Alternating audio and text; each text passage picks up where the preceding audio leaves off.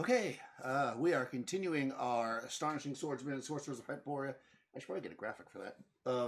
Campaign. Uh, this is, I guess, session 16, I believe. The party is. Last session, they entered into the Green Diamond Mines below the ancient wrecked pirate ship, Emir's Serpent. Uh, they worked their way down through the caverns, uh, fighting some of the wild creatures that dwell there, and encountered what appeared to be Vikings raised back or never allowed to die, contaminated with the evil magics that are below the surface. Unfortunately, Gassan, who fought bravely, uh, perished to the creatures. Um, Back up at camp, though, where Ultan was staying with Vul, uh, the magician, peg-legged magician. Uh, a new warrior enters the scene, sent from the captain of the ship, the ship that the players took to get there, uh, to let Vul and the party know that they had to change position, but they would be back still at that same weak point, which not weak as in not strong, but weak as in uh, 1 week later. Anyways, let's do that first. So Crystal, intro your character a little bit as you approach this camp. So this camp. It's freezing cold. It's 0 degrees.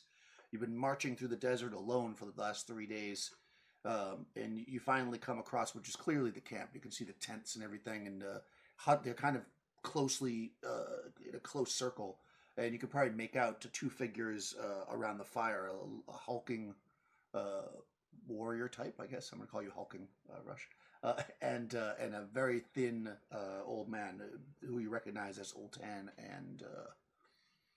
and Vul. Now you've met them briefly. They picked you up in the previous town when they needed some extra sailors, so you probably haven't conversed with them much, but you've definitely interacted with them on some level.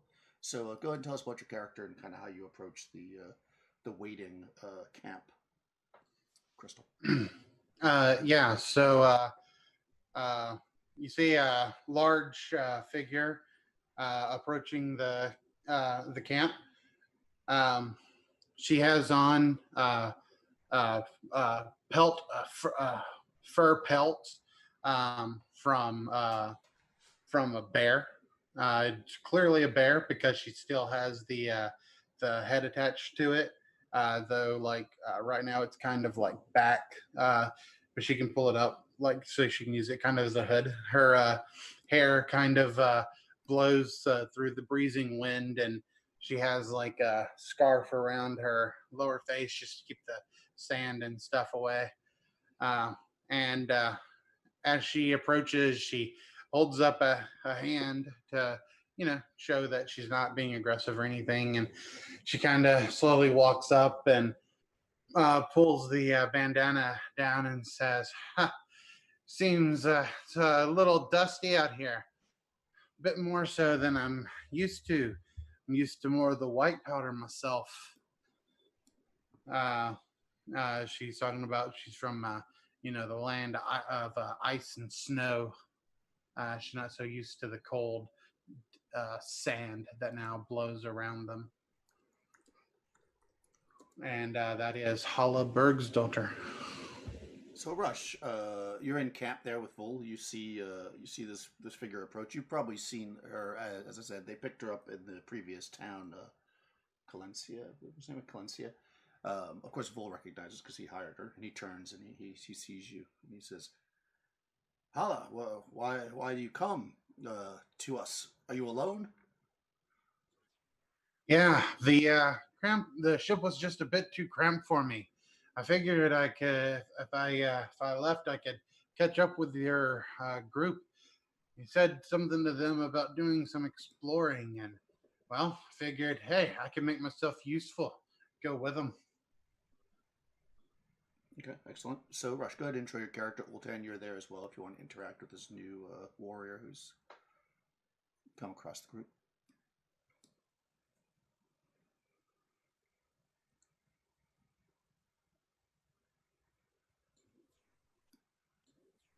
guess Rush doesn't want to interact with me. Rush does not want to interact with you. I mean, I don't blame him. You are kind of intimidating with the bear over your shoulder and everything. Yeah, we can't hear you, Rush. I can see you talking. Yeah.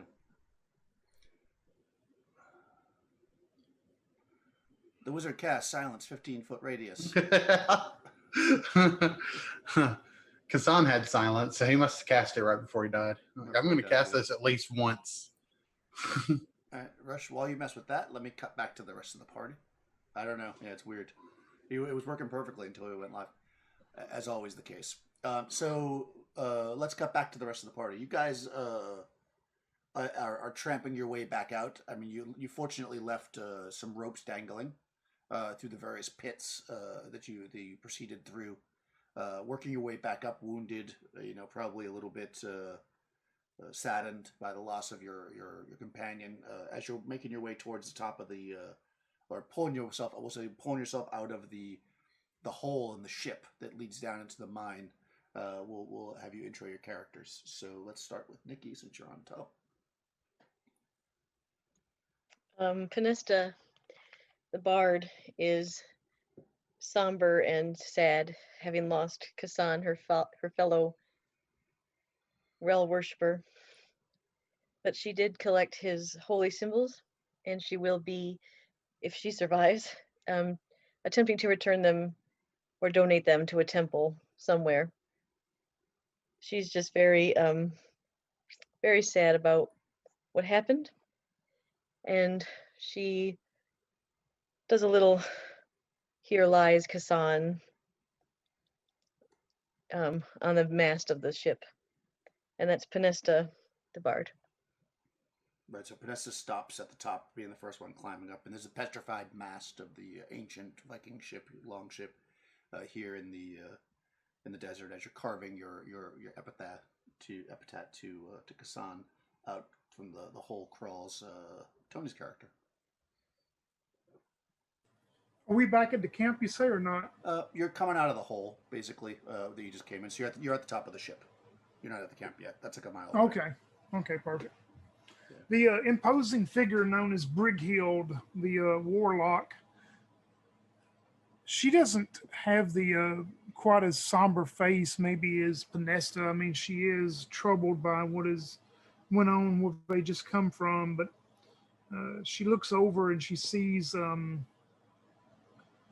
Uhtred coming out behind her and seeing that, she suffered some injuries, but nothing like Uhtred sustained and the ones that Kassan sustained. But she turns and she looks and she says, "We must make it back to the camp so that Altan can assist us before we go back down again and explain to our employer what happened to Kassan and see what he wants us to do."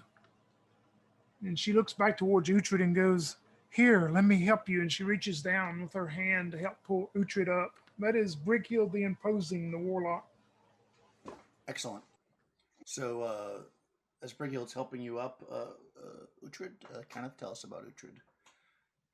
Uhtred the barbarian, he'll grab Brighild's hand and happily accept the assistance. He's pretty well beaten up. He took quite a lot of damage, and he's feeling quite ashamed, actually, having retreated during that battle. He was near death, and he quickly crawled underneath the fence and left his companion to be killed, and he feels really guilty about that.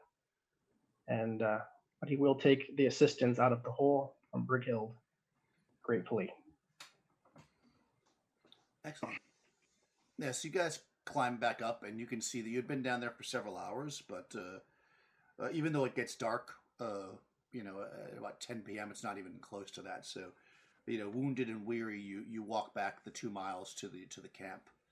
It probably takes you a little longer than than it took you to get there in the first place, right? You have the mule, of course, that you tied up.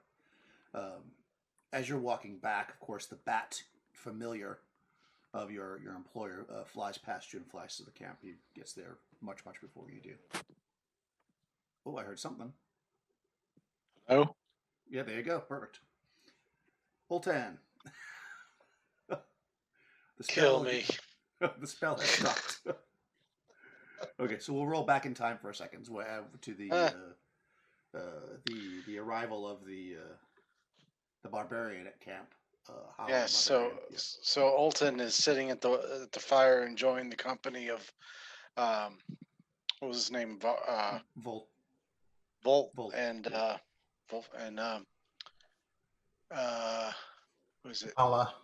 Hala comes up, and he kind of turns and notices this attractive Viking barbarian woman, and he's like, I see you decided to join us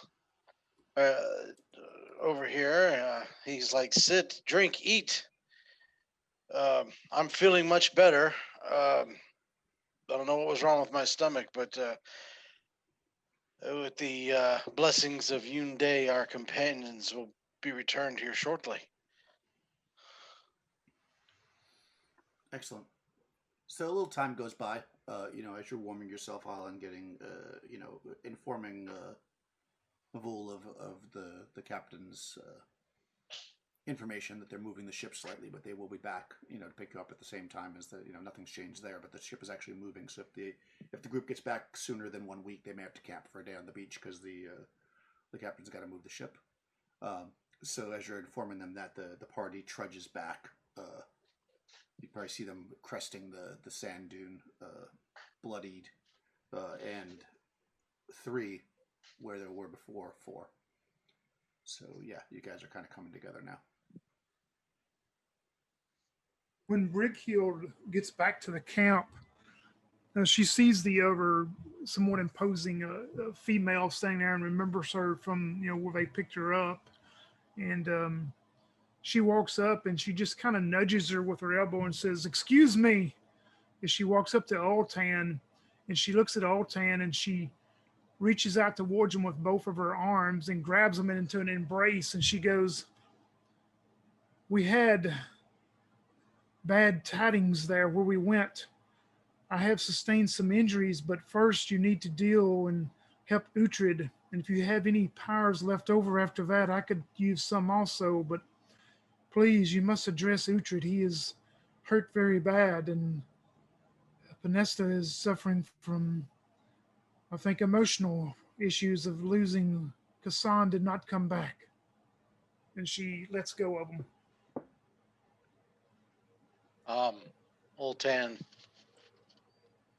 would just at first be taken by surprise at the whole thing, and then as the story is told, he would begin to become somewhat sad and somber himself. He's like, "Damn it!" And he's like, I should have been there, stomach ill or not." He's like, "Yes, come. Uh, show me to Uhtred, and did you bring Kassan's? Were you able to bring back Kassan's body?" We felt it was proper to place Uhtred, made a burial cairn for him there in the location. We did the best we could. So be it. So be it. All right, bring Uhtred and yourself, and come over next to my. I'm assuming we have tents all set up. Yep. So I told him to say, gather Uhtred and just bring everybody to my tent, and I'll see what I can do. So if they were to come over, what I would do is I would do cure. I can't read my own writing. Not cure light, but the next one up. Serious? I think the next one. No, it starts with an M. Nature. Moderate. Moderate, yeah, cure moderate. I'm gonna need to cut this light on. I'm going blind. I'll do a cure moderate on Uhtred and a cure light on Brighild. Okay. Real quick. Moderate's 2d8 healed. Right. Okay. So for Uhtred, it'd be 5 plus 4, so 9 total. Thank you, Alton. Of course. Oh yeah, there it is. And then it's 1d8 for the other one. Yep. Brickhill, you get 7 actually. Oh, she looks at you and she goes, "Oh," like that, and she just reaches and grabs you and gives you a big kiss on the cheek and goes, "That has got me back to where I should be. Thank you, and maybe you can continue to help Uhtred as you can. I'm not sure about Panesta. I don't think she's as injured as we are, but you may speak with her." Of course. He would say, blushing, as the giant woman gives him, or the tall woman gives him embraces him again. I would fish out some bandages and stuff to give to Uhtred and get Panesta to take her mind off of the loss to come and help me bandage Uhtred. And while I'm doing that, I'll just kind of mention, I'll apologize for not being able to be there, and just kind of look at Panesta and say, but I'm sure Kassan went bravely, but we must focus ourselves on keeping the health of those that who still live and that we love. I know. As I'm helping him, I say, it was just hard because he had to end his own life in a way because he knew that he'd been bitten and was infected or not long for this world. And to see him fall on his own knife the way he did was troubling and an image that will stay with me for a while. Yeah, Uhtred would pat you on the shoulder and just be like, it takes a certain strength to be able to sacrifice oneself in such a way for the safety of their friends. Let the image stay with you, but just remember that his last act was in a way to protect his friends, and one could not ask for a more loyal or better friend. And I, for one, cannot wait to see him again in the afterlife and give him thanks for keeping you all safe. Yes. Maybe we'll meet again in Rel's grotto at some point. Yes. Hala will step up and say, I did not know your companion that well, but he sounds like a brave warrior. And she'll take her wineskin and she's going to pour a little on the ground. And she says, let us drink in his honor. And she'll hand the flask over for anyone to drink from. Brigheel reaches out and grabs that wineskin that Hollow puts out and goes, "We will not drink this. We will drink something much better." And she'll go in and get the big cask of ale that she bought there in that village and start passing it around to everyone. Damn, bringing out the good stuff. Yeah, that's the. So while it's going on, Yvul gets up. And he's this old peg-legged wizard. He kind of gets up and goes into his tent, and he comes back out with kind of a cloth, and he sits it on the ground in front of him, and he kind of unties it. And in it are like a bunch of grapes. And he looks at it, and he speaks some arcane words with his hands over it, and closes his eyes, and then he says to Uhtred, he says, "Eat of these grapes, and you will be healed." And he hands you the grapes. Uhtred will take the grapes and look at them, and he'll look at Panesta kind of questioningly.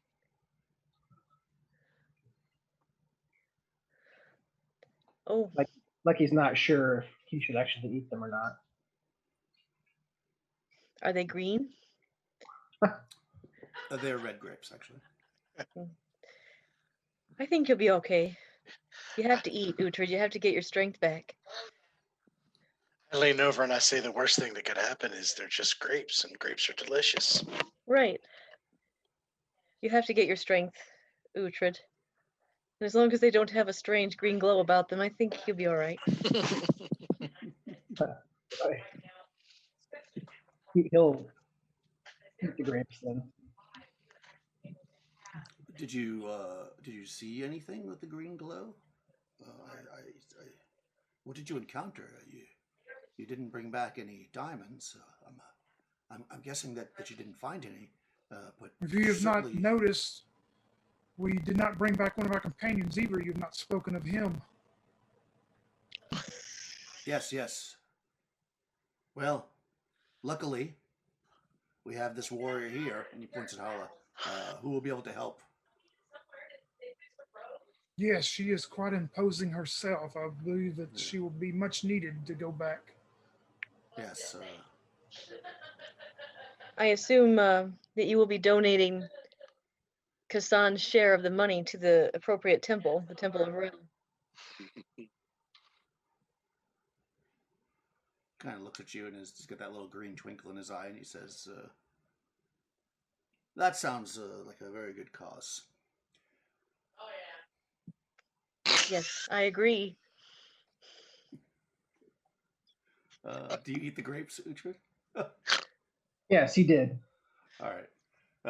You feel a bit better. You are healed for 7 hit points. 7 hit points. Thank you. Nice. They are quite delicious. So Vol kind of sits down by the fire. You can see that he's shivering. You're all probably cold. It's below 0, so it's quite cold. As soon as you step away from the fire, and you're not in the tent, you're feeling it. He says, so, I'm assuming you explained more. So he says, well, plus the bat was there. Clearly, those creatures that unfortunately took your companion must have been guarding something important. Bugs and vermin are one thing, but reanimated corpses of ancient warriors, that feels like necromancy. He kind of stares at you with very intense green eyes.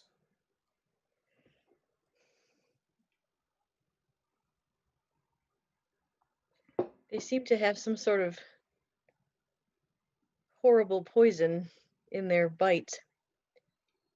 It's what killed our friend, ultimately. Do you know anything about that?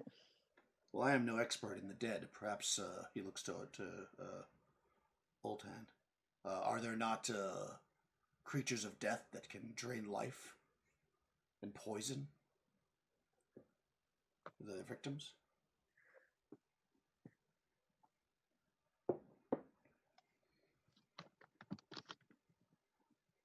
I guess not.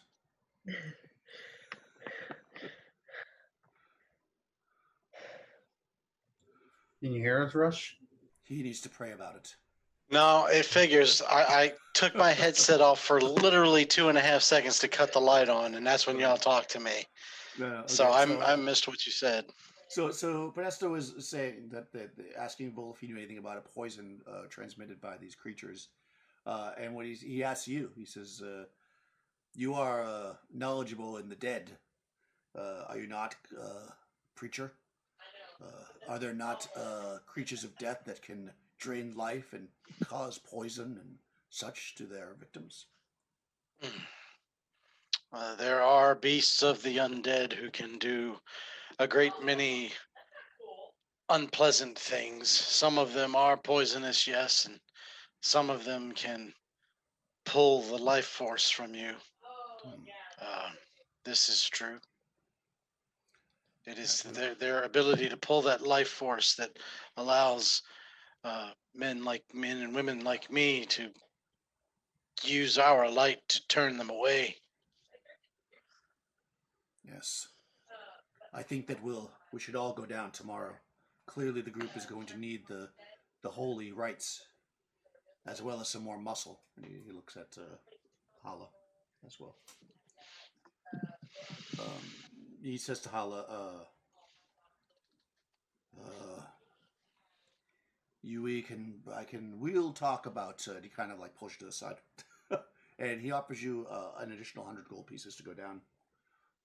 Besides your 5 gold pieces a month that you make as working on the ship. Oh shit. Yep.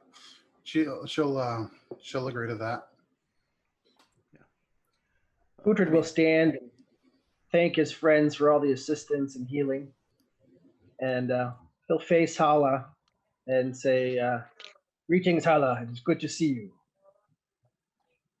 And he will walk out to his tent.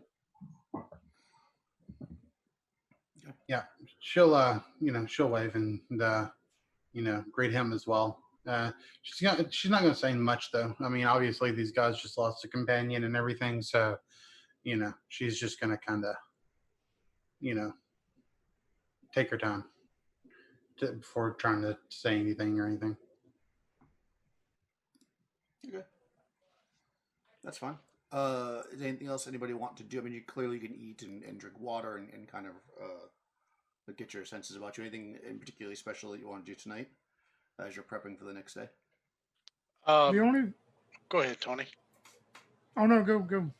I was gonna say the only thing I would do besides lean over to Panesta and like pat her on the shoulder and just be like, we will travel back down there, and I feel luck will be on our side. For now, you and I seem to travel in the land of large women, and and I'm gonna after I have my meal or whatever, I'm actually gonna kind of go off a little bit on my own and just because Ultan did kind of like Kassan, so he's gonna kind of go off on his own and just spend maybe 30 minutes or so in prayer for him as part of his trying to learn his spells back and all that stuff. That'd be the only thing that Ultan would do that evening. Okay. When Brighild comes out from their main meeting, she goes to Vanesta. She doesn't see Uhtred, as he's retired to the tent for now, and she goes, will you tell Uhtred I will take his watch for him this evening also to let him completely rest. I am feeling much better after Oltan was able to help us. And you'll notice as she starts scanning the horizon and she shivers a little bit, what you would think is from the cold, but in her mind, she's scanning the horizon for the ghost ship again to make sure she does not see it. Panesta will say, that is kind of you, Brighild. I will tell him. I'll tell him. Excellent. Yeah. So night starts to fall. The night's not very long, of course. It's the I forgot to do it this time. It's the night of the 21st day of the second month of the 8th year. About 10 o'clock or so. No, 9 o'clock. No, 10:30. Okay, I got that right. 10:30. 1:30. Yeah, blah. Let me start over. 10:30 at night. The sun sets, and you are, I guess. I would assume most of you, especially people that are hurt, like Uhtred, are probably going to be buckled. I can't talk now. Inside their tents, trying to stay warm, trying to rest up. Who would be on watch at midnight? Is that first or second? Or That would probably be second. I'll say I am. I'll say I took first and second, since I was going to take Uhtred's. Okay. You hear. Well, first you feel a terrible wind coming from the north, and you start to hear laughter and cheering, and you can't help but just look, even though you don't want to, in the direction to the north, and you see rising from the desert the green ghost ship as it comes forth. The jolly soldiers cheering, Vikings cheering and waving their swords as they start to sail towards your camp. Yeah, Brighild just freezes in place for a moment, seeing it, knowing that it was going to come back. And she shakes her head and, we got to get Panesta. and she's going to run to Panesta's tent because she knows that Panesta was the one that stopped her before. So she'll run to Panesta's tent and try to wake her up. Okay. Yeah, so you do that. You shake Panesta awake. That should be easy enough. What? Panesta, What is- the ship, the ship of Vikings, it's back. The ship of Vikings is back? Yes, it's heading this way. Okay. It didn't hurt us before. There's no reason to think it will hurt us this time. Maybe I should just stay in the tent then where I cannot see it. Yes, I will go and I will finish your watch. Okay. But remember, She'll do that. Brickia will just stay inside Panesta's tent. Nice. I must have missed something last week. Oh yeah, yeah. This ship is yeah. It made everybody run very bad. Yeah. All right. Yeah. Okay. So Vanessa, yeah, it was pretty bad. So Vanessa, yeah, you come out and you can see the ship approaching like before.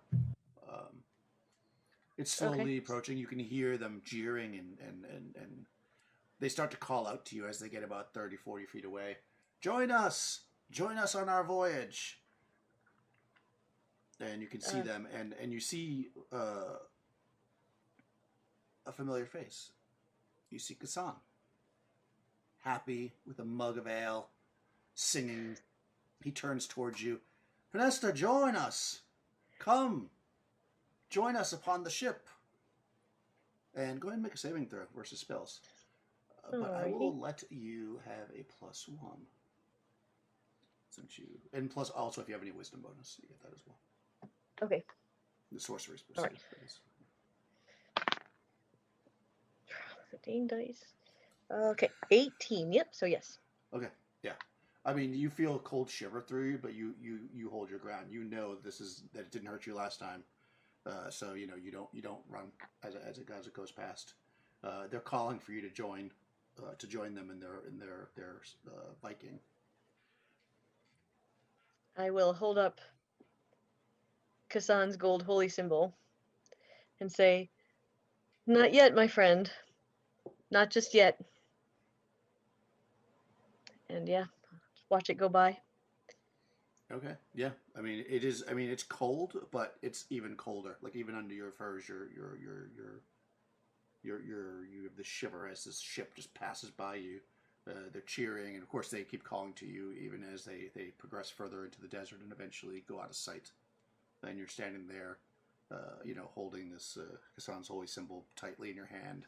Probably your hand's like red from holding it so tightly, and even though you're cold, you can feel like just sweat dripping down your face as it disappears into the night. Okay. And yeah, the ship has passed, as they say. So weird. Yeah. So yeah, I mean, you can either get Brickhill to finish your shift, or you finish it, or however it is. The rest of the night goes by without any kind of incident.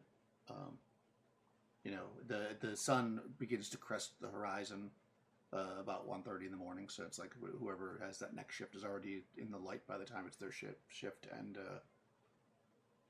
but you don't wake anybody up until about 8 o'clock or whatever. Whenever time people get up. You guys are used to sleeping during the light. In any case, it is absolutely freezing cold this next day. Below zero, the desert winds are whipping against you as you get up and quickly prepare a meal. It's at the point where you're kind of able to cook around the fire, but then you go back into your tent to eat it because you can't just sit out in the open to eat because the winds are just beating on you as we enter into the 22nd day. Yep. Does Uhtred gain any more health for a full rest, or? Yep, everybody who slept gets 1 hit die back, so roll your hit die, plus your con bonus if you have one. So that's anybody that's hurt can get that.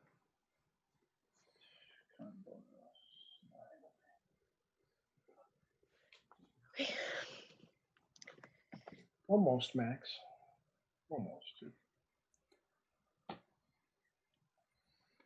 Yeah, Vul has like he comes out, he's got, you guys have all the mules or whatever. I mean, he says, with the wind the way it is, We should either bring the mules with us to the. Because I'm assuming you told him that that you lashed him to the mast the last time and it was fine. But he says you might as well leave the camp here. But let's bring the mules with us at least. And he worked his way up to get onto one of the mules. His plan is to come with you now because he doesn't want any of you to stay above, but to guard him, and obviously he doesn't want to sit up there by himself. You see his kind of green eyes glinting in the morning sun. Assuming everybody's gathered together, Yeah. Uhtred will stand before them all and say,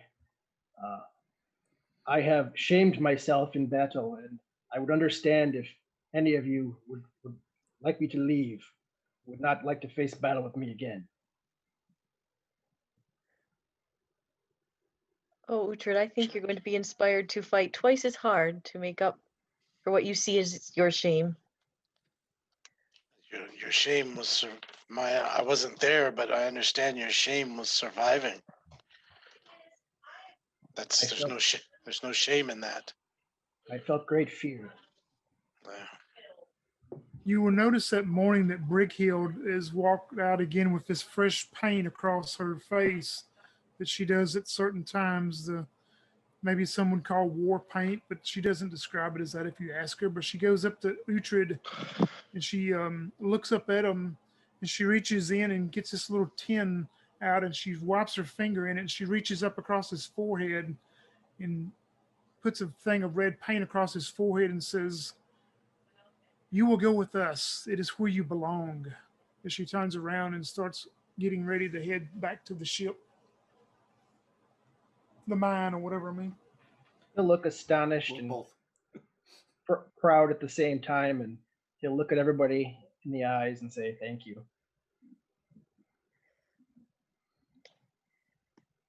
Yeah. You're essentially heading for both a ship and a mine, right? So, as you, essentially, because Ultan, you weren't there last time. We'll describe it again. I should say Rush wasn't there last time because neither was Hala, but Crystal obviously knows. As you guys approach, it's about a couple mile hike, but it's just right up the remainder of this river. Off about a half mile from it, you could see rising out of the sand, essentially the mast of the ancient ship that was buried in the sand here. The party last time excavated around an area where they had found some old shovels and picks, and after they excavated a bit, the sand kind of like rushed into the ground. There was a sinkhole that went through the side of the old ship and into basically what is essentially a mining complex, as you've discovered.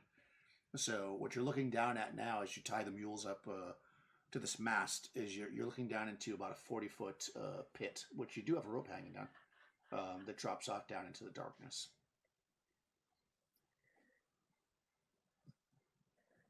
Hmm. Yeah.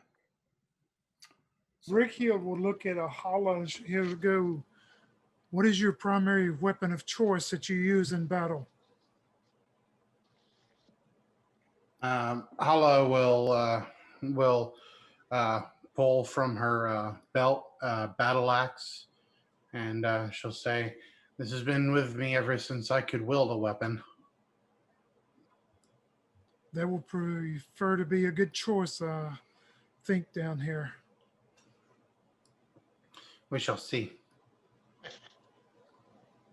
Oh, we will. Do we see any of those green bugs on the rope or around the hole that we fought, like the green one? The glow bugs? No. Mhm. You see No. the carcasses at the bottom. Actually, when you look down there, you see the carcasses at the bottom, and you remember that you had splattered some of them, but some of them you just kind of cut up. You see that they look like they've been torn up, though. You know, like what you didn't kill yourself or destroy. It looks like maybe something was eating on them, but you don't see anything currently. Okay. Down the hole, as far as you can tell. You would also notice, sorry, she has a short bow, probably your quiver is like on her backside. She has a short bow. Awesome. Uhtred will go down the hole first. Okay. And I'm assuming you said Vol is coming with us, right? Down the hole? Yep. Yeah. Vol's there. He's obviously going to need to be lowered down, as he is an old man with a pegged leg. He's got he's got furs on. He's not he's like a wizard, so he has no armor or anything. He just has like a stick that he walks with. But yeah, you'll have to help him down once Uhtred gets down, I guess. I figured so, yeah, Uhtred go down to catch anybody that has any problems going down. So yeah, what I was 100%. Yeah, you can drop down the rope into that space. It's dark, so you probably have to spark up a torch or something. Last time you had the light of your sword from Kassan's magic, but that has since passed. So you are. By the way, if you look on Roll20, I kind of open up the side view so you can see what you've explored so far as the mine itself. I'll switch to the actual rooms later, but that's kind of where you're at since you kind of have been here already. So when you drop down that area number 1, that's that where you kind of encountered the bugs. You drop down into 2, which is where you fought the bugs, which is basically a sorry. Let's see. Let me get my descriptions. I don't think I'm looking in the right Roll20. It should be Hyperborea entails. I don't see the map, Daniel. I see the Hyperborea map. yeah. Yeah, Vinci, all I see is the world map. Yeah, Yep, that's that- what I see. There we go. There we go. All right. I blame the computer for that. Donkey Shane. All right, there you go. Oh, cool. All It's right. a side Brighild scroller. is going to she's going to look at Panesta after we put Vol down, and she's going to go. We need to keep an eye on him if we run across what he is looking for, especially, and help me watch him if you will. He seems, I don't know, but just help me watch him, please. Oh, of course. Absolutely. I don't trust him. He's got that greeny glow in his eye. So I think Well, if he comes across what he's looking for. His eyes have always been green. Does it make it any better? Yeah. And Okay, Yeah, so he's always looked shady. Well, yeah. Hey, Rush. I don't know if anyone else, but like you sound kind of distant, Rush, for me. Well, I think he's Alright. drinking, so he moved his mic. Yeah, that too. That's better. Either way, I'm going to watch him with Brighild. So Oh, you can watch him if you want. I'm just giving you a hard time. All right, so just because again Rush wasn't here, so it's just a refresher for you guys. So that number 1 area is basically you're dropping down this this shaft into the mine. Clearly, this was like the mine entrance or whatever at one point, but the ship just happened to be sitting on top of it, and when it got stuck, and then they dug a hole through the ship. So as you're going down, you can see that this is not just a hole in the ground; it's actually a shaped and formed cavern. As you drop down into that first room, that number 2. You can see sand piles, basically, because it all fell through the hole. And this is a stone-pillared gallery, though. So you see the pillars kind of running off to the east. So that'd be the right side of the screen. Into the darkness. You would remember, and you can see as you throw a torch or a lantern or whatever, that essentially there's a large slope. And the slope is cut with these, notches, so you could bring wagons up and down, so they won't just roll freely. So you roll it up, cluck, roll it up, clink. So clearly for bringing stuff up out of the mine. Next to it is basically a walkway, which is a sloped walkway. And as you walk down, this is all like limestone, by the way. Let's see. As you walk It down. begins. As you walk down, you hear the sound of skittering of rats or bugs or something. You don't really tell what it is. Actually, it's probably those you would imagine might have been those centipedes that you had fought. That came out of the wall, the ones that were black with the orange stripes. You just see some of them skitter off into the darkness as you're heading down into the deeper area, the area number 3. Who has? Let's do a marching order, and also who's got what? Like, what are we doing for torches? How are we doing this? Who's going first, basically? I'd say Uhtred would be in front. Okay. And who's behind Uhtred? Assuming a single file. Or unless you want to go 2 up. You can do 2 up if you want. But I'm just going to do them single file, and then I'll just assume that you'll move up, if needed. So Brick Hill will look towards Hollow and will go.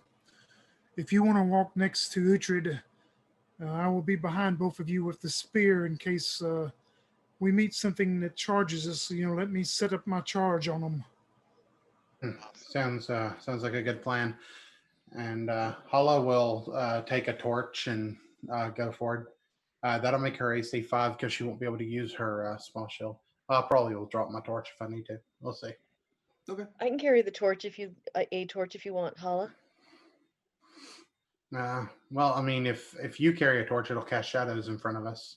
Yeah, True. if you're going to be back that Yeah, far, true. you might want to have 2 torches. Your party is relatively large. So who's going to be behind Brighild? Is it going to I be will. Uhtred? I'm sorry, Ultan or Panessa? Panessa, okay. And then there's Ultan. So Vul's got to be somewhere in there. I'm going to say that he's not to be near the back. So I'm going to put him behind. I'll take up the rear. So Okay. just put Ultan between me and Panesta, or not Ultan. Put Vul between me and Panesta. Okay, yes, so I'll put Vul directly behind Panesta. Yep, I'm much better. I'm better armored than she is. So if something comes up behind us, No, that sounds perfect to me. Absolutely Both perfect. behind me, huh? All right, so, oh, by the way, just so that it's clear, because just in case you didn't explore it, let me go through this first room again. So you're in room number 2. Again, sand is piled everywhere. This is definitely a gallery. It's cut with columns. You did not explore last time. That to the west there is a 3-foot diameter brick face tunnel. Essentially, it has warm air though pumping into the room from there, which is kind of odd since it's very cold. It's a bit warmer in this place overall now because this thing's kind of like, if you can imagine, there's like a heat vent basically pushing heat into this room. It's not particularly hot, but it's definitely warm. So that's off to the west. To the east is the sloped area that I was saying. That I was making an assumption you were going that way, but I don't want to make that assumption. Which way do you guys want to go, east or west?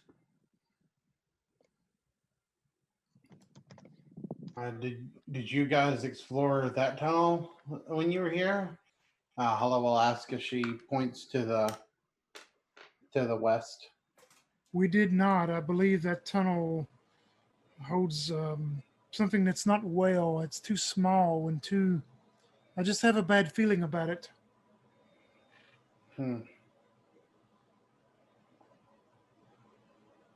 Well, you lost your companion at the other one, right? We did. Yes.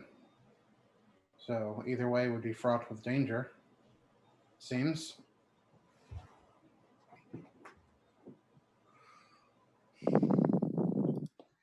Well, you may climb through there and report back to us what's there if you like. That is, a personal choice, of course. I would prefer that we head east, then we will head east. East, we ran into the green or the zombie, whatever they were, Vikings. So if there are diamonds to be found, they might be found that way. Oh yes, you make a good point, Panesta. Yes, we should go to the east, I believe. The diamonds are very important. I can almost sense, I can almost feel them here. taste it. There, yes. The diamonds, yes. For my research, of course. The diamonds they could help make a better world. For everyone. Brick here will look towards Vol and she'll go, speaking of, do you have any magics that you can use that will help you locate them once you're down here? Unfortunately, no. The wand that I have only detects iron, so it will not help us. But I'm sure that they must have some kind of a storage or facility from the rumors and what was spoken to me from the man that I saved after he had been lost in the desert. It seems that the diamonds had already been mined and they are just stored. So they must be here. He's kind of looking around. He kind of like bends over and looks down that tunnel that is 3 foot and the warm air is blowing on him. And he says, Yeah, if you saw green glowing to the east, then I think we should go that way. Yes, let's go that way. We should go to the east. Let's go to the east. I'll Why aren't we defer going? to my I'll defer to my companions, for I was not here last time.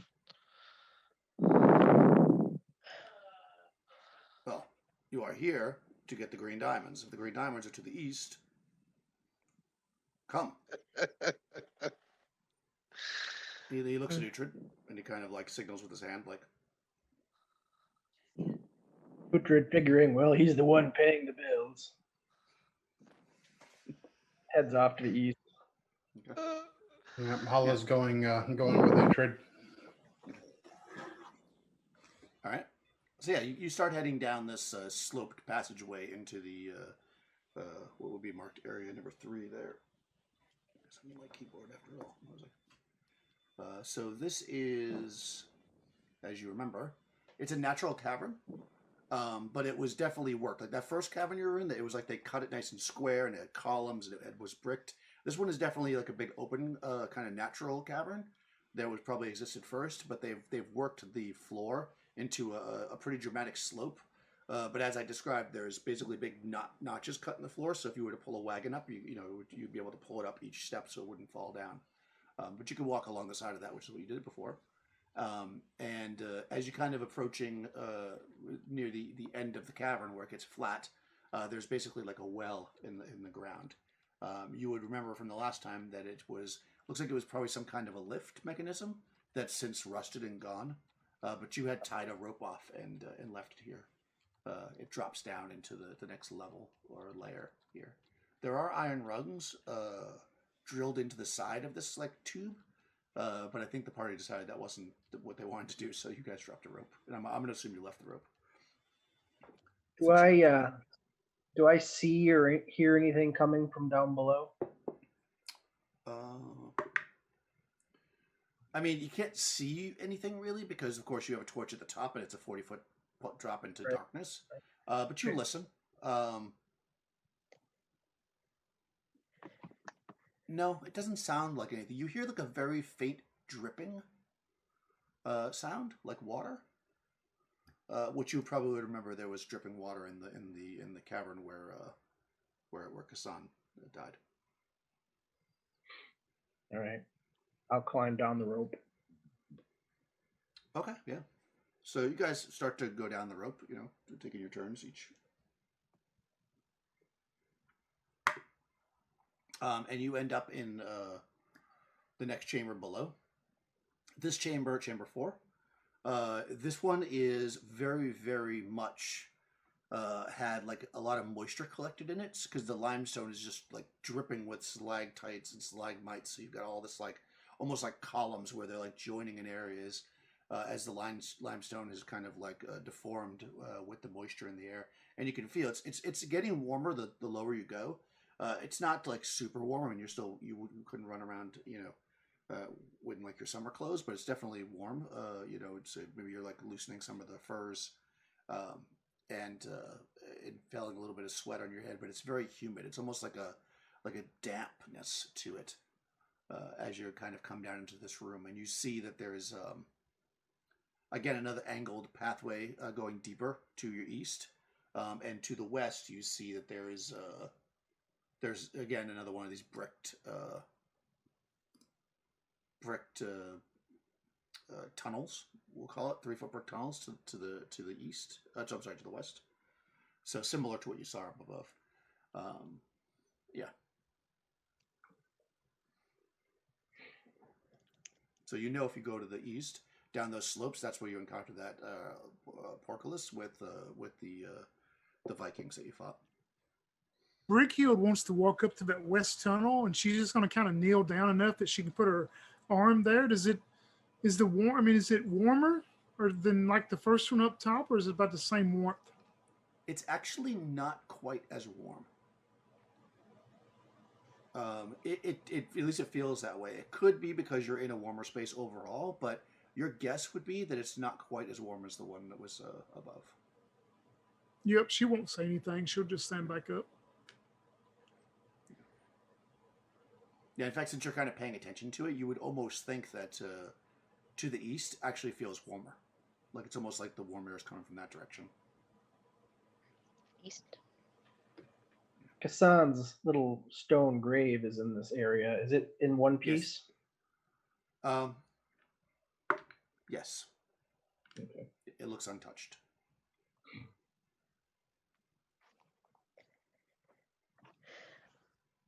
Uhtred will look at it and then quickly look away. Okay. Yeah, so if you proceed to the east, which Vol is kind of like, shall we go to the east? That's where you encountered them, no? No? It is. No, it And is. you said that they had a glow. Did you not notice that the vase that you recovered also glowed? This must be a sign. And he looks at you. A sign of what? That we are close. Are you Who knows feeling what it okay? is? I have to tell you, I'm very excited. I know it's silly. It's strange. It's strange for an old man, I know. You might find me silly, but this is my lifelong research. And I think we're very close. I've Well, invested so many years let's before make you sure were that born. let's make sure that hasty and rash decisions here at the end are not the undoing of all your research. You must proceed with caution. Oh, yes, of course. Of course, we must proceed with caution. And he looks at Uhtred. Uhtred sighs and gets down on his hands and knees and crawls underneath the portcullis. Oh, wait, can we not try to lift this portcullis? It's stuck. Jammed. It's very, very stuck. Oh, let her try, please. I failed my strength roll. It was a double strength roll, so yeah. And Brighild actually is encouraging Hala to try it, seeing it, she's Yeah. a fairly imposing. I will let you try it, but it's going to be at a penalty because it is actually stuck. So, like, what's your chance normally? 32. Okay, so it'll be half that. Can I get like Oltan to help me, if he will? Yep, but it'll still be half that. Okay. Yeah. I mean, a half a chance is still a chance. Yes. So I'll say, Oltan, could you maybe lend me a hand here? Well, I reckon I could give it a shot. He kind of cracks his knuckles, knowing that he's not the strongest person. Sure, let's see what happens. What's your strength? 14. Oh, that's not bad. No, but it's all not right. nearly. So you've It's got not- 8%, so that would be 40 total, so 20% total. That's not bad. No, That's 1 in 5. You might be able to do it. So just one person rolls it, right? Yep. Yeah, Crystal's card. Okay. Okay, I'll roll it. See. Oh, nope. Wrong place. Right here. This is what I'm looking for. God. Oh, man. 48. Oh, man. Okay, it drops down. Now you're completely sealed and the adventure's over. No, you just can't. Uhtred's stuck on the other side by himself. Yeah. God damn it! It's the fate I deserve. 6 more Vikings come. Okay, yeah, so no, it's very stuck. However they lifted it, it's like, how when you're trying to lift something and you like bend it, that's basically what they did. They like jammed it, so it's not going anywhere. Okay. So yeah. Also, I think Kassan might have spiked it. Yeah, I think Yeah. so. He That didn't made manage it, but he spiked it. Yeah, you guys are, and you hear a spike fall on the ground. It's worth a try.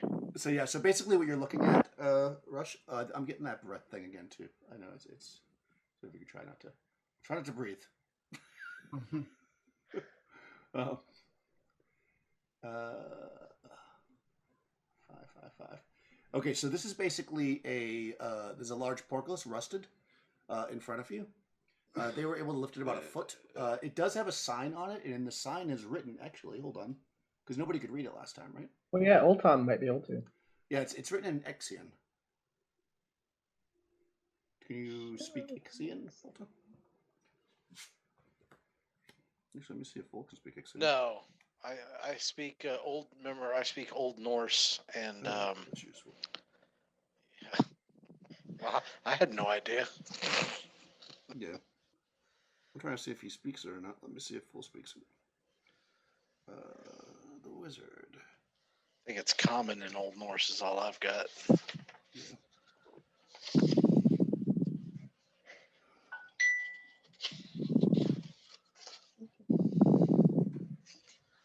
Somebody's definitely breathing heavy. Sorry, Rush. I mean, I'm not. It's not even near Do my. you have a fan nearby? Yeah, like 8 feet away, but it's on Oh. low. Oh. All right, let me move the fan. Okay. I'm sorry. It's just yeah. No, don't be sorry. Yeah. Or just mute yourself. I know that's a pain in the ass, but it doesn't say what languages he speaks, so I'm going to assume he doesn't speak. Yeah, he does not speak Ixian, apparently. So he does not know what it says either.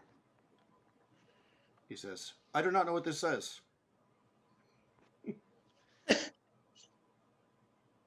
I know last time he spoke Atlantean.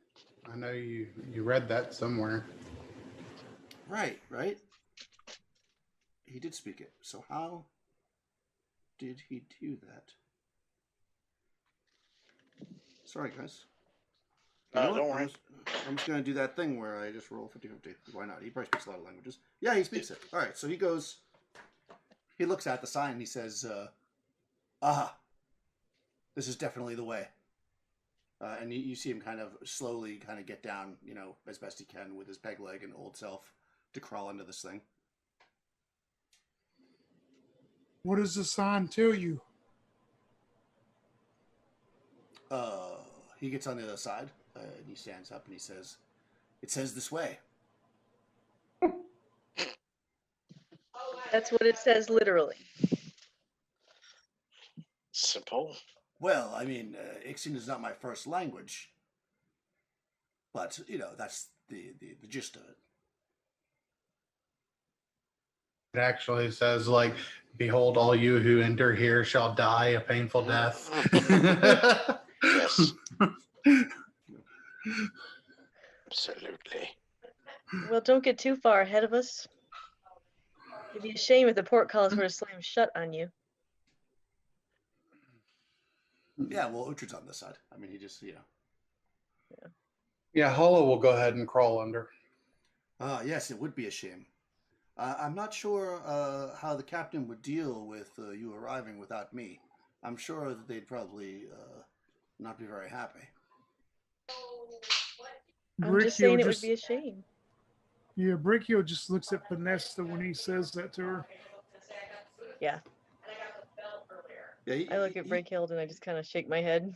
He's an old man. He understands a veiled threat, and he will veiled threat you right back. Oh, nice.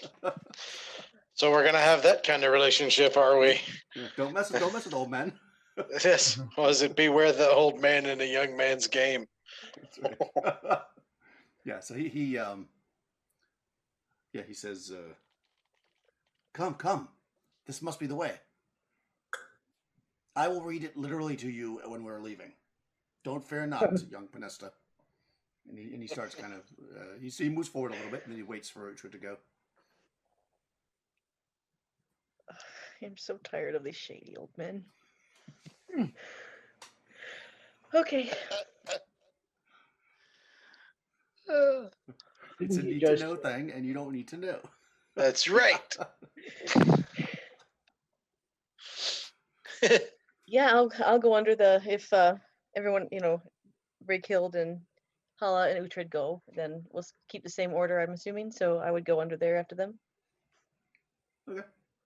All right, let me switch to that map. Uhtred's just kind of poking the zombie bodies just to make sure they're staying down. Yeah, they are. They don't go anywhere, fortunately. I mean, it's only been a day, so maybe they would not have, but they don't seem any more rotted or anything. They just seem... Does Vol stop to look at them or anything and examine them? He does not. He seems to be in a rush. As you get to the... if that's not clear. As you get to the... not sure if I'm playing it properly. As you get to the under the portcullis, you can see that there's again. This is a well-formed room, where the last two have been like caverns that have been cut out. This is all brick walls and columns. There are 6 bodies of what appear to be very old Vikings scattered across the ground here. That fell victim to the prowess of your group. And as you move forward to the end, you see that there is actually another one of these wells going down into the darkness. This one, okay, at the east end of number 4. Okay, Iron Portcullis, told you about that. Zombies, fought those already.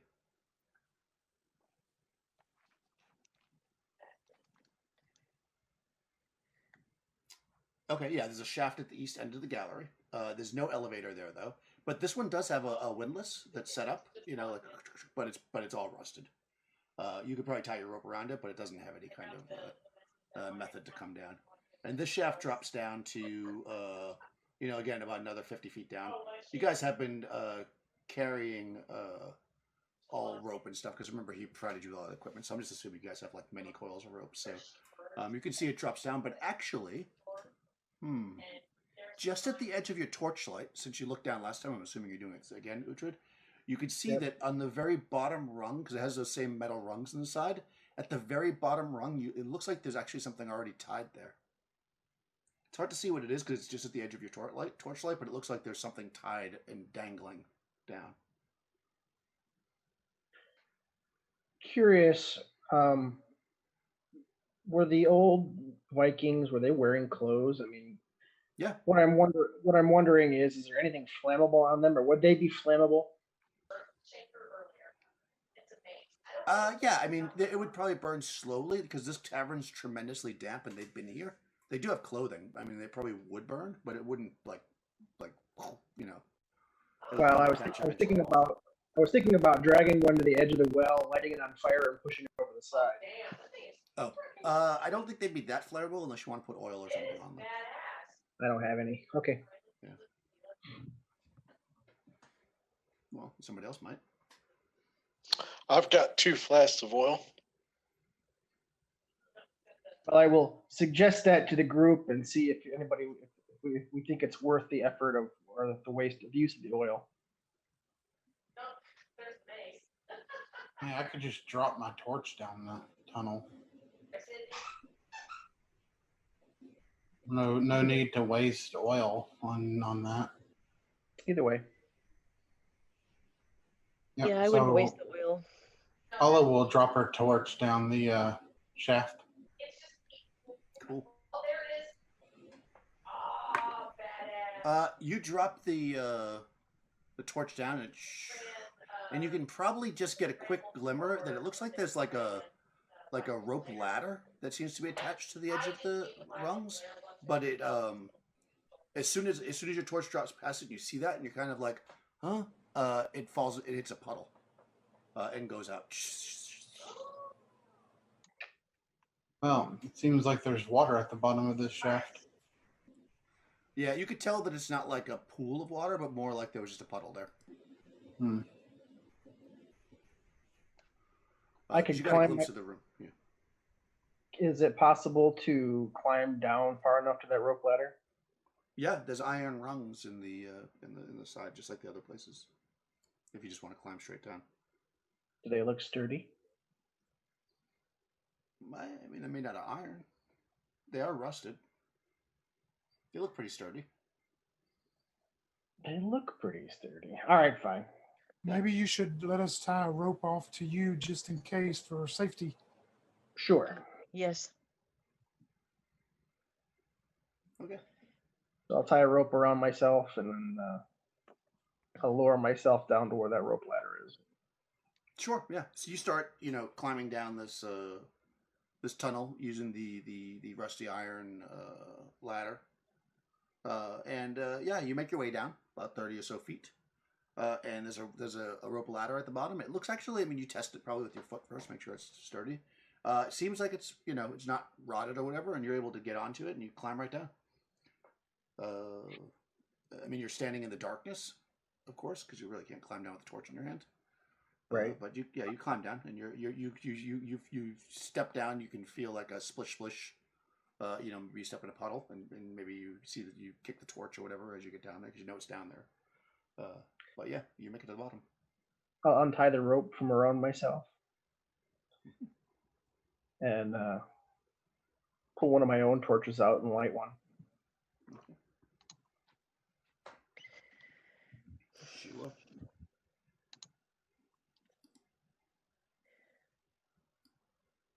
Hollow will head down next. Okay.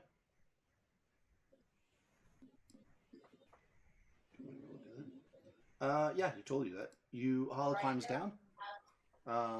Same thing, no problem. I mean, you can see, obviously, Uhtred, you light up that torch, and you can see,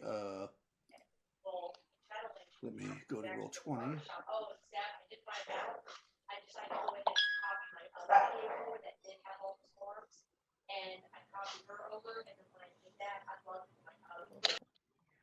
Rush, I'm muting you because I can hear Michelle very loudly. And as soon as Hala is down, I would hand Hala the torch so I can re-equip my shield. Okay. Let me get you a map because I'm so nice. I think this is the right one. Can you see anything? Blackness. Yeah, because you don't have a torch out today, do you? My torch isn't lit yet, obviously. But you're about to. So you get down to the bottom and you're standing in the darkness. My old friend. And then Hala comes down, you light the torch, and you're standing in a cavern. Let's see. Maps. We're standing in an open field west of house. Right. Let's see. Let me cut this out so you guys can see. So there's basically a wall here. I guess that's about as far as you can see. So you can see that it's like the end of a tunnel. All the walls here are, and also the floor to a certain extent, are like studded with what would appear to be seashells. They look quite ancient and kind of calcified and like a fossilized on some level. Yeah. Let's see. There are indeed, it's a limestone. You can see that it's very warm, actually very warm. You can see that the puddles are in fact like water, but it's got like this like mold kind of in it, like so it's like that kind of mold that grows in the dark. And you can see what would appear to be old cart tracks, just like you've seen in the other areas, except these you can barely make out. Like it looks like they've been like filled in with the limestone dripping from the moisture. There are some stalactites and stalagmites, just like the other area. And yeah, Hala gets down there and you hand her the torch. What's everybody else doing? We'd probably I mean, come down. Brickhill, we'll say if we use this rope as safety, as one of us goes down at a time. So just Okay, so you take I your guess time. we'll go down in same order. I'll go down Okay. third. All right. So, Tony, roll a d6. That is a 5. Okay. Lucky you, it happened before you get down there. From the roof of the cavern, actually, let me see. Yeah, surprises. On to, actually, Crystal and Kenneth both roll a d6. 1. A D6. Yep. 1. You both rolled 1? All right. Mm-hmm. Somehow, this thing's pretty big, I guess. This, like, gross white goop, it almost looked like the like dirty limestone, just drops from the ceiling and wraps around you, or tries to anyways, as it surprises you, the slithering slime. So first it's going to attack. Let's see. First it's going after Hala. Oh my god, it rolled a 20. All right, let me go ahead and roll up a new character. Crystal's got the record here. All right, this thing it crits you. Wow. Okay. that's not good. That is not good. Let me roll a d6. It's a monster. Oh, God. Okay, this could be very bad, Crystal. I'm sorry. Such is the way of the dice. Damage, d6. Okay, it does 15 points of damage. Ow. Yeah.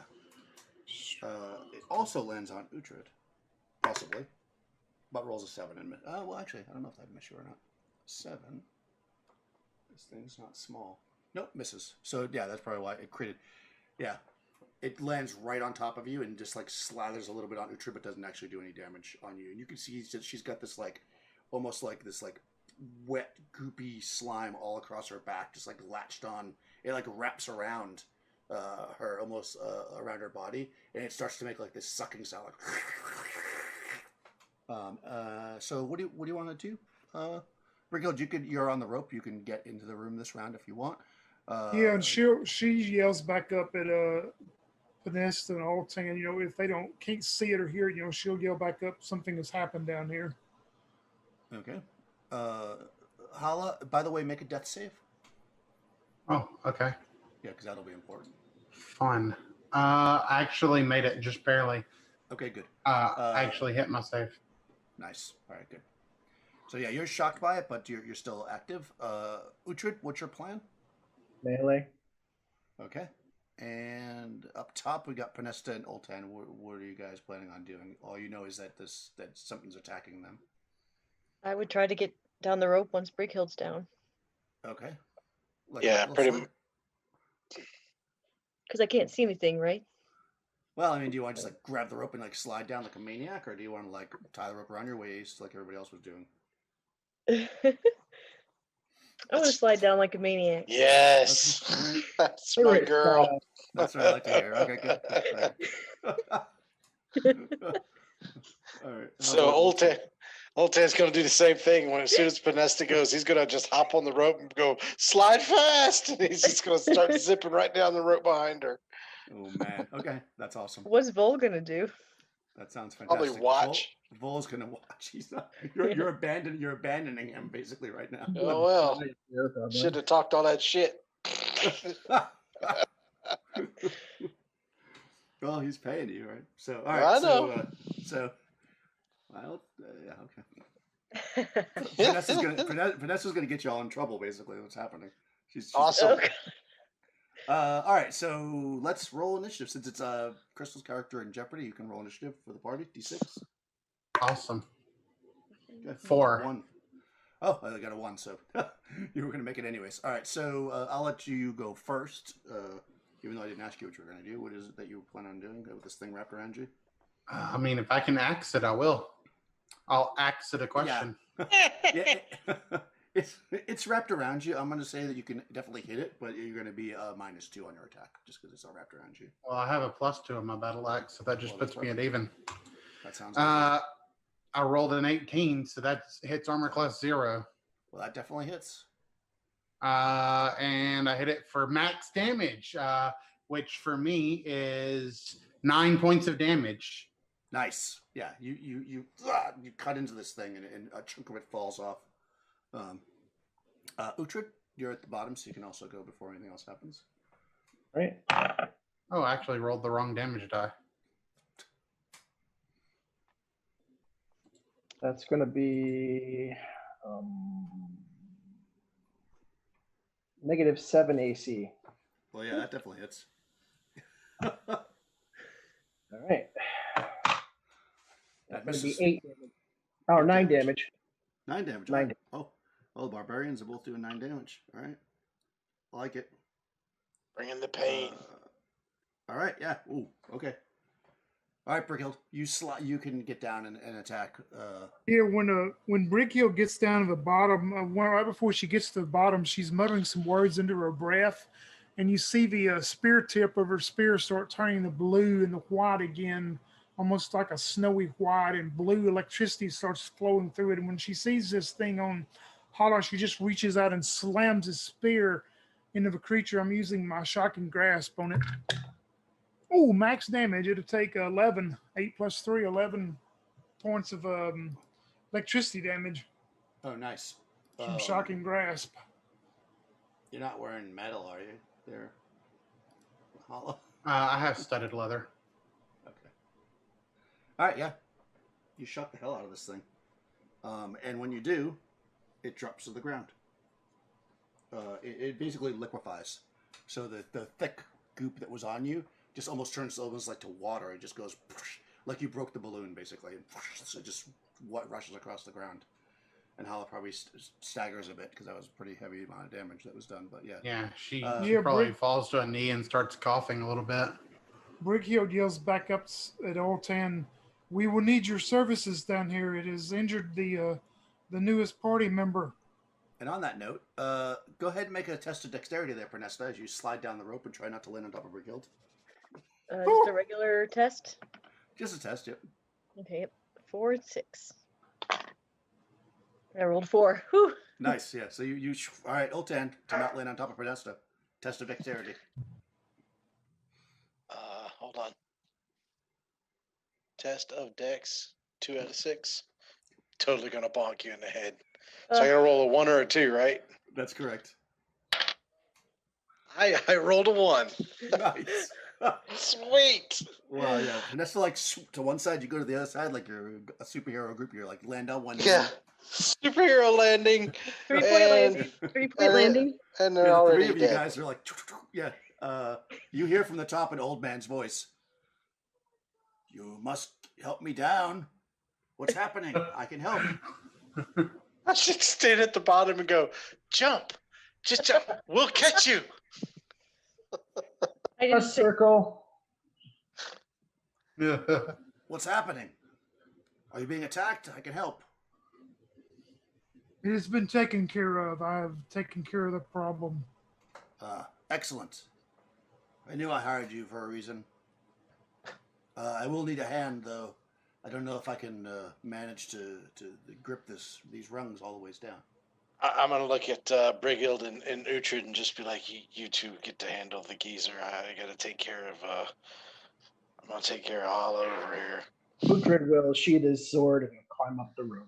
Yeah, Brickhill starts back up top, kind of mumbling.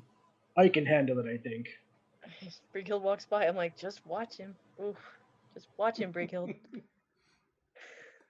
Watch him. Yeah, so you get up there. By the time you get up there, he basically has tied the rope around like his waist, so you can then lower him down. I mean, he like holds onto the rungs as best he can, but yeah, he definitely needs help. He would not be able to. Uhtred was actually going to have him just kind of piggyback him and just kind of crawl. Uhtred would just climb down. Back. Yes. I mean, he does have some dignity. While they're doing that, I'm going to just walk by holding my holy symbol, and I'll walk by Hala and put my hand, on her shoulder or whatever, and I'll heal her for 11. Oh, nice. Nice. Excellent. Wow. That's awesome. Next time, reach a little lower. I have that mean, effect. I mean, he's only like 5'5", so he's probably reaching pretty low. Actually, I'm a 6'2". I didn't realize I was as tall as I was. Oh, I thought you were a little thing. Okay. No. Oh. There's only one tiny person here. All right. So, as I said, this limestone cavern is embedded with thousands of ancient seashells. It's very warm in here. I mean, you really notice it now. I mean, it's like the sweat is pouring off you as you're standing in this cavern. It's very, very damp. You can see these tracks heading off to the west. They look like they were the ruts from the carts, but they're mostly filled in now with the limestone. Brickhill is going to take out the silver dagger that Kassan had given to her, and she wants to start digging up some of those seashells. Kind of dig a few inches in the dirt, and what's underneath. Well, it's like limestone, so you can chip away at it. It's basically stone. So you start to do that. Oh wow, okay. Coincidentally, for whatever reason, since you didn't say where, I rolled randomly. You start chipping away at this wall over to the west, and you hit something strange. A piece of what appears to be a bronze door. A bronze door? Yep. I mean, it's basically, now that you're looking at it, you can kind of see that it's there, but it's like got this layer of limestone and can I do this? Now let's see if I can do this. You can't see it there, can you? I'm trying to do all kinds of cool roll 20 tricks here. Let's see if I can do it. Head to the west, right? Yeah, to the east. Oh, east. Can you see the door there? No. Yeah, I Oh, saw yeah, I just a think little so. part of the map open Yeah, up. I see just like a sliver of map. Yeah, but you don't see a door though. Hold on. Nope, Mm-mm. I don't. Let me try No. this. Boom. Nope, See Ah. that now? Da-da-da. Yep. Yep. There's a concealed door. It's a bronze door. It's quite verdigris, I guess I say it.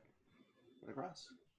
Yeah, Brighill It's will she'll take out her hand axe and start chipping away then with her hand axe at the limestone, to open it up. yeah, you can definitely do that.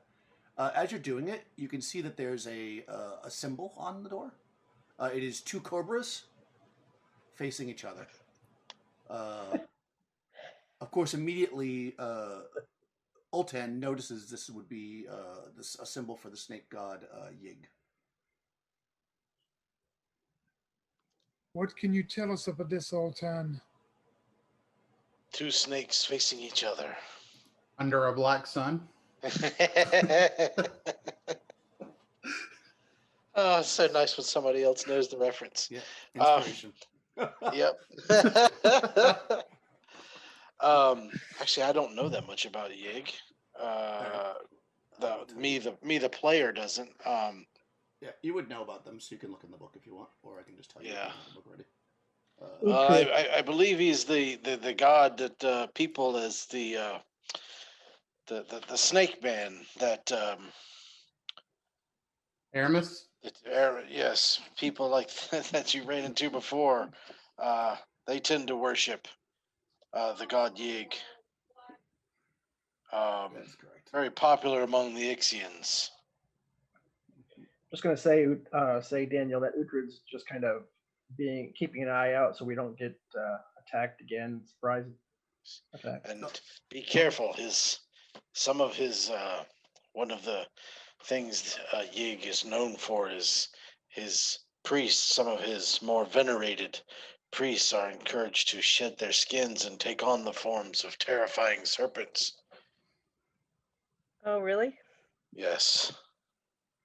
I had no idea. Brighill, after she digs the door out, she'll look towards Pinesta and, in a somber tone, go, "Well, since we do not have Kassan here to check this door, do you have any way that you could check it to make sure it's no traps here?"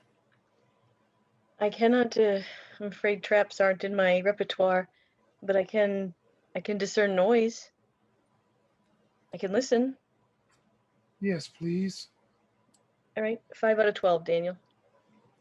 All right, so you're gonna put your ear against the door Yeah. where the snakes Yes. are.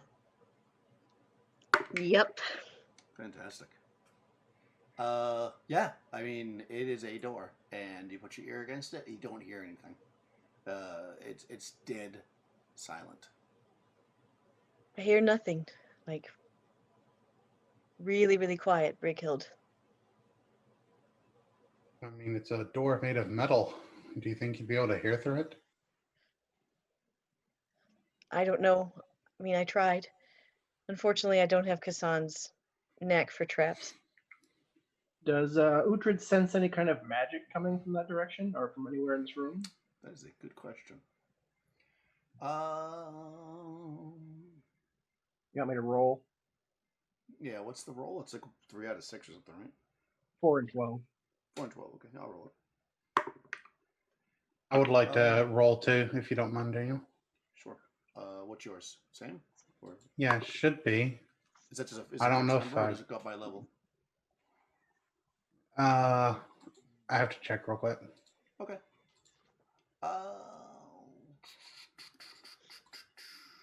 I'm gonna say no. See where it goes up by level. 4 and 12. Yeah, just 4 and 12. Yeah. Yeah, the door, and anything, because you need to be able to see it, right? For the most part, or sense it. The door doesn't really, you don't sense anything particularly magical. I mean, you probably get a pretty heavy magical vibe off of Fool, but you've been getting that for a while. But as far as the door and stuff, no, it seems legit. Like it does. It seems mundane.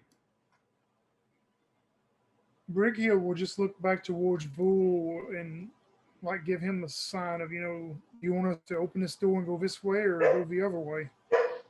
He says. He says. Where'd that dog come from? Hounds of war I'm here. getting it. I'm getting it. If you he kind of looks a little tired, and he says, just be quick about it.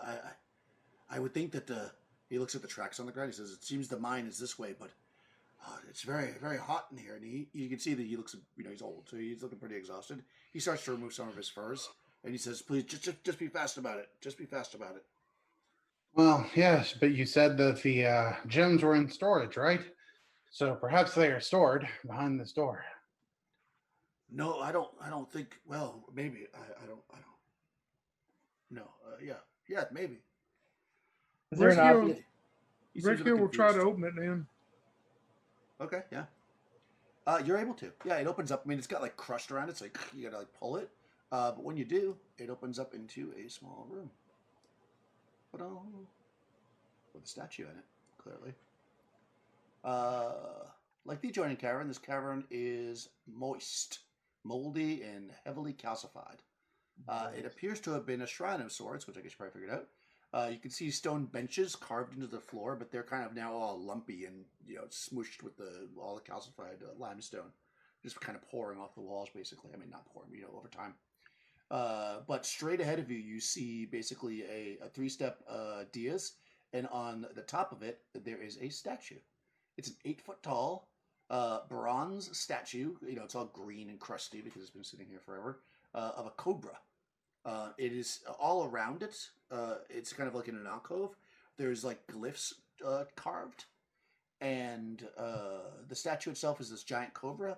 It's raised up with its its hood open. Its tongue is sticking out, and right at the fork in the tongue, sitting there, is a very large, pale yellow topaz.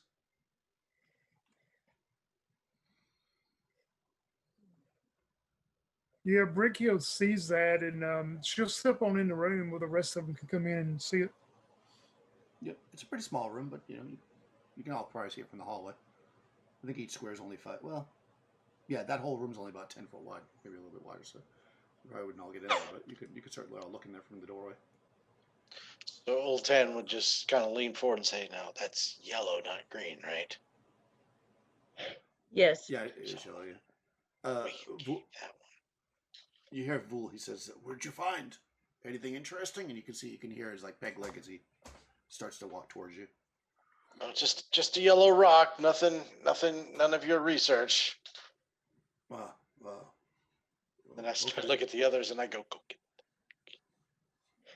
Hollow will step up. She's not going to touch that gem yet. She wants to like look at its eyes and look over the statue, see if there are any other gems encrusted in it or anything. No, there's not. The whole statue is bronze, with the exception of this gem. I mean, it's definitely like sitting on the tongue. It's not like built into it. I mean, it's like attached, but it's not like deep into it, like the eyes or whatever. It's just kind of sitting on there. All right, Right, Hollow we'll- will. Wait. Canesta would yell at Hollow, Yeah. wait. Yes, The wait last a time I moment. saw somebody take something off a statue, a bunch of poison gas came out and melted their faces off. Oh.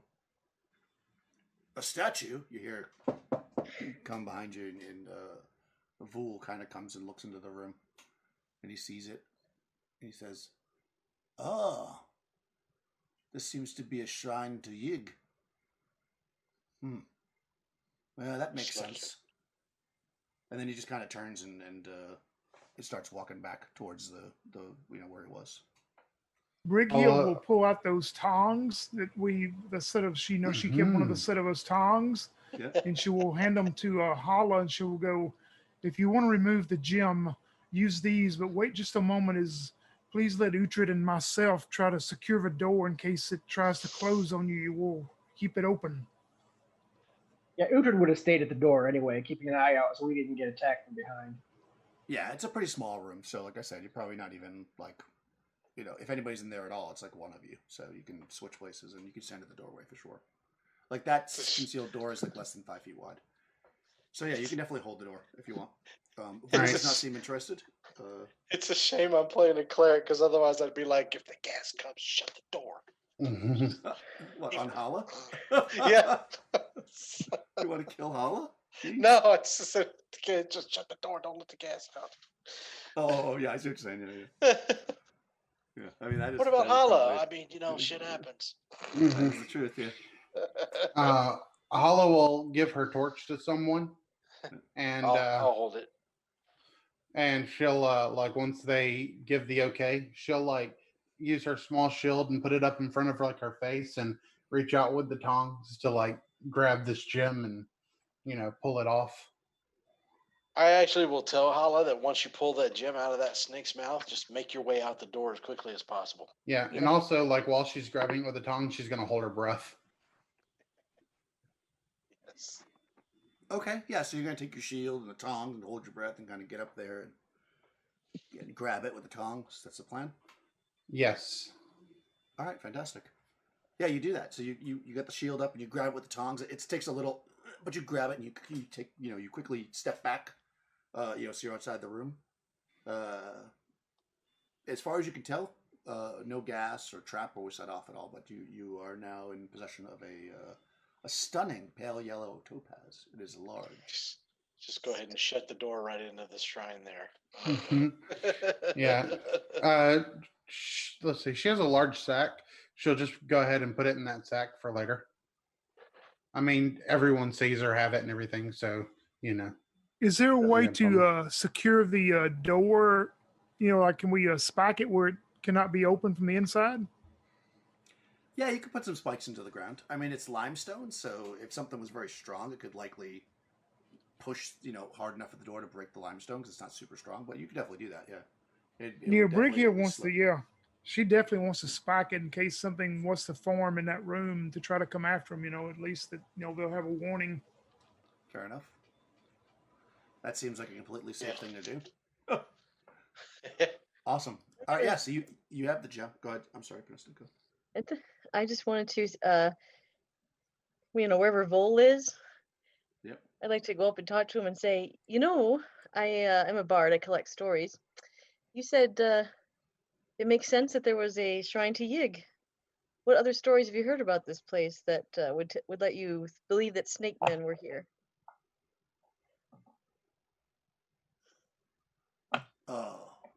Snake men. Why would you think that? Yig worshippers. Well, it Yig is is- true that the snake men do indeed worship Yig, but I was thinking more the Atlanteans. They are also Yig advocates. Okay. Yes. Hmm. Yeah, that's not untrue. Actually, you would know that all the time. That the Atlanteans also, ancient Atlanteans also worship Yig. Yig's one of the older gods. So. Okay. Also, the ship's called Emir's Serpent. Right.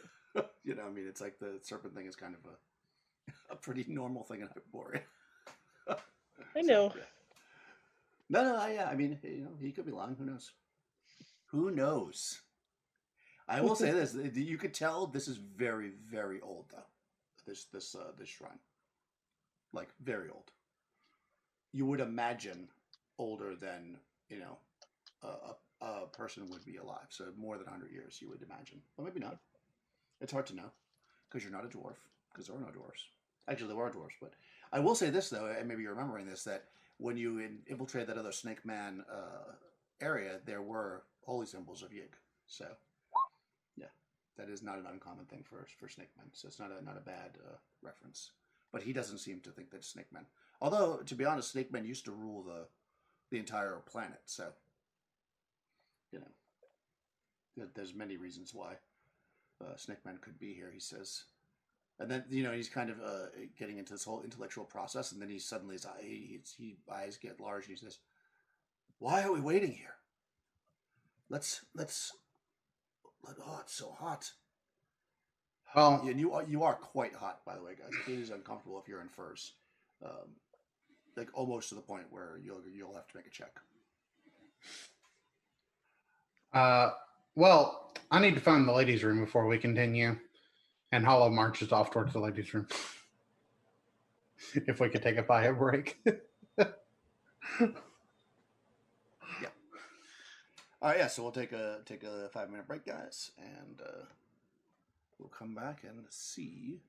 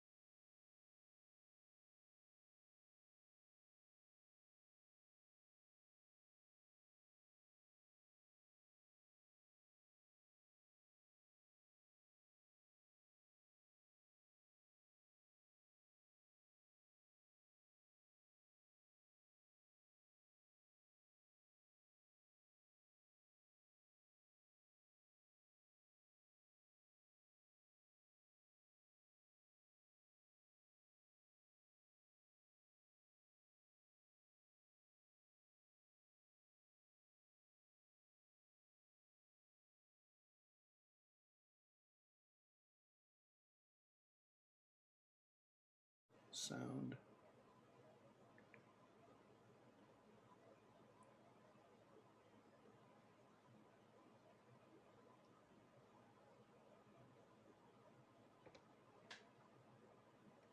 Okay, we are back.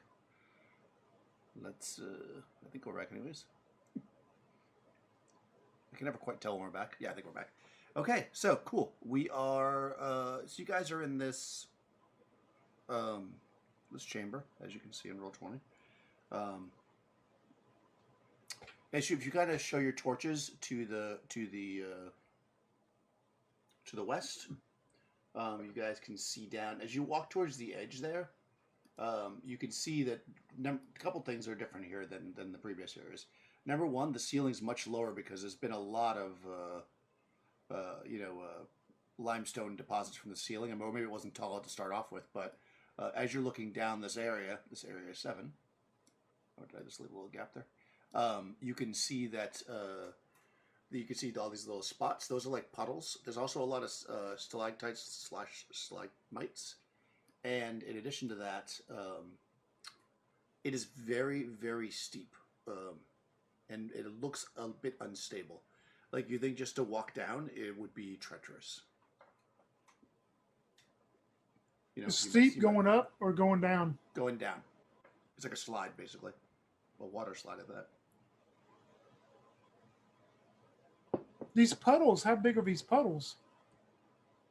They're not tremendously deep, but they span anywhere from like 2 feet to 3 feet wide. And the floor itself, of course, is wet. So you got it's just tremendously damp. It's also very, very, very warm.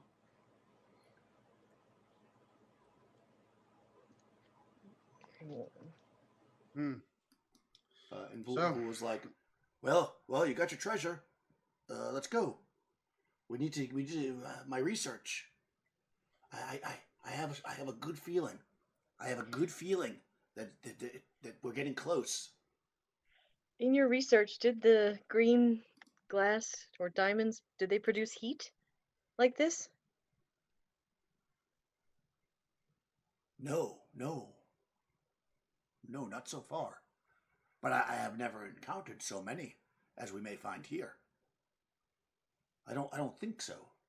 I'm guessing more likely that that's because we're deeper in the earth. Probably. They say the deeper you go, the hotter it gets. Haven't you explored under the earth? I thought you said that you had done some dungeon explorations. I don't think we've ever gone quite this deep. Oh. Well. Exciting.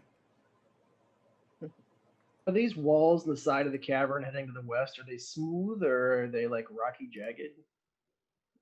They're not flat smooth, but they're rounded off. They're like there's like clumps basically, because it's limestone, you know. So they're not it's not like a smooth bore tunnel, but at the same time it's not like if you ran your hand on it, it wouldn't like cut you or anything. It's not like jagged. Uhtred will start heading off to the west, but close to the wall. Okay. Just kind of using the wall as some extra support if needed for footing, to hold on to or whatever. Put a hand on. Fair enough. There's probably people following. Yeah, Holla's gonna head down that way as well. She'll if there are stalagmites around, she'll put her hand on them to stabilize herself. Okay, fair enough. So everybody's just heading down that way, kind of being cautious, essentially, is what we're doing? Okay. Sounds good to me. Keeping an eye overhead so we don't get bombarded again. Oh, yeah, that's probably a good idea. That sounds like a good idea. So you are doing that. It is a bit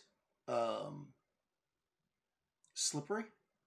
So everybody should make a test of dexterity to see if you can not fall on your bum and slide down. I failed. Oh, no. Made it. Well, and in classic,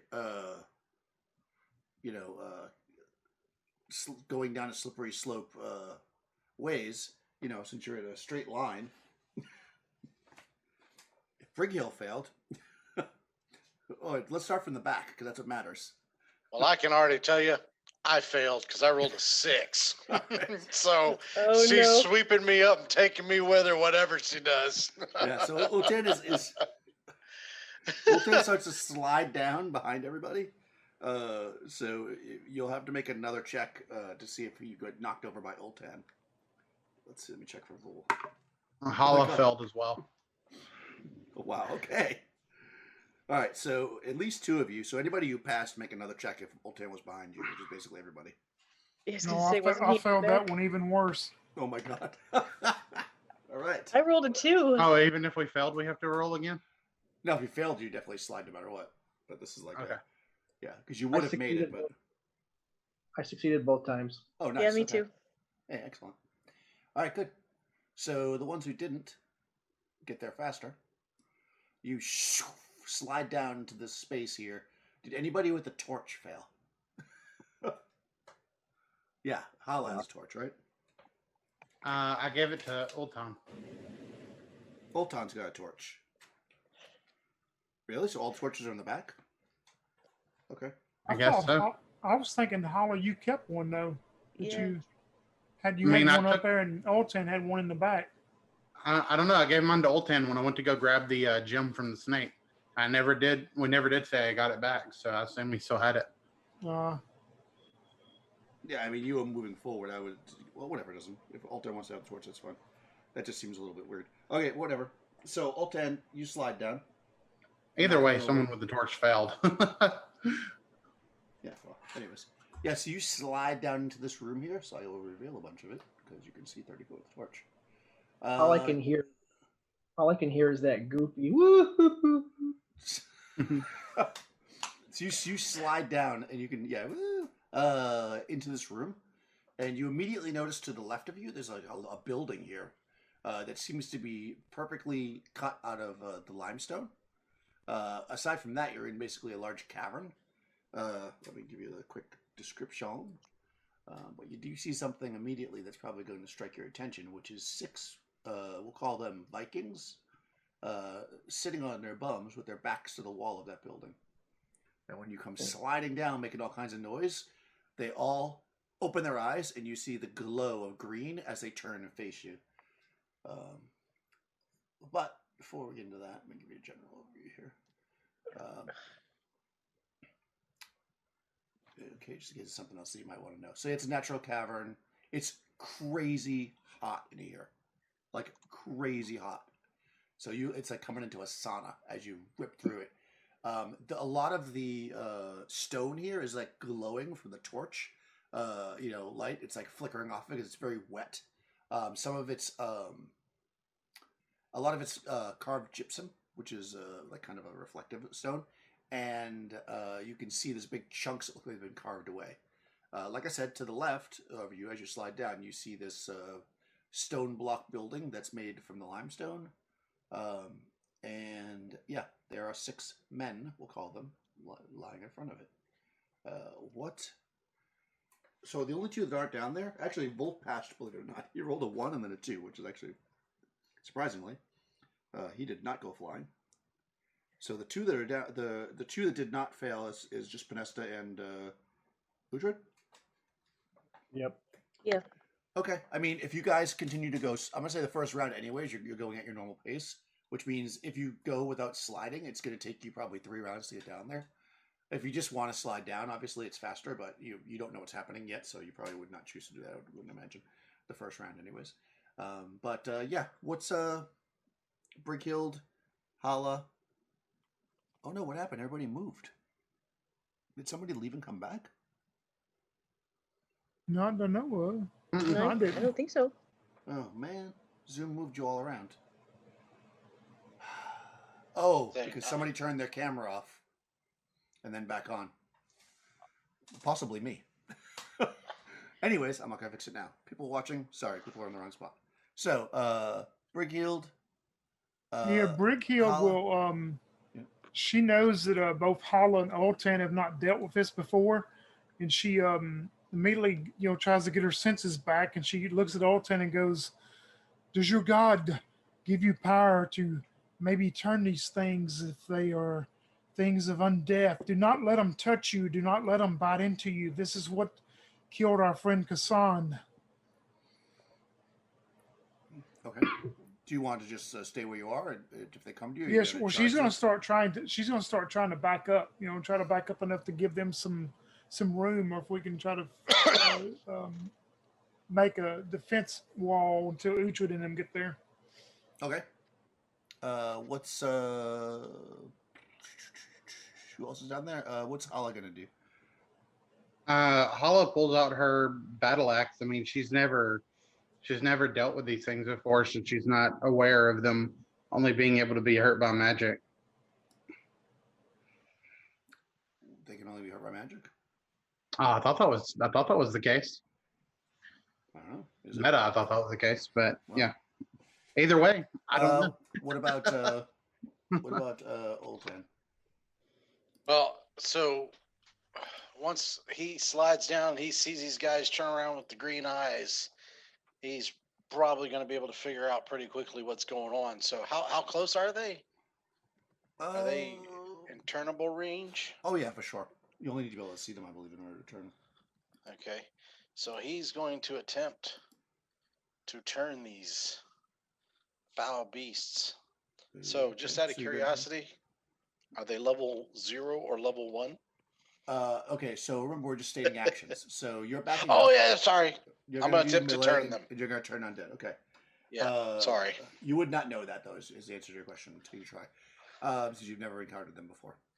So let's, Crystal rolled initiative last time. Let's have Tony roll initiative this time. D6 for your side. There's a 4. They also got a 4. What's your dex? 12. Okay, I'm pretty sure you are more dexy than them. Their dex is, I think, 10, if I'm not mistaken.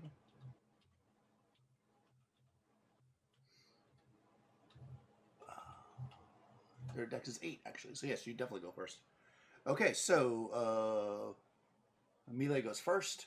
So, go ahead and charge forward. Yeah, Brickhill, as she sets up then, or, she's going to take this, mutter some words, and you'll see her spirits start turning bluish white again, and she's going to try to stab into one of them with the shocking grasp. That's magic, Tony. You wouldn't go until magic. I'm sorry. Okay, that's not Melee. I misunderstood. Magic. Yeah, no. Melee goes first always, so that would be Crystal's character, Hala, would go first. All right, when one of them runs up to her or whatever, she's going to chop into it with her battle axe, or she's going to attempt to do that anyway. Okay.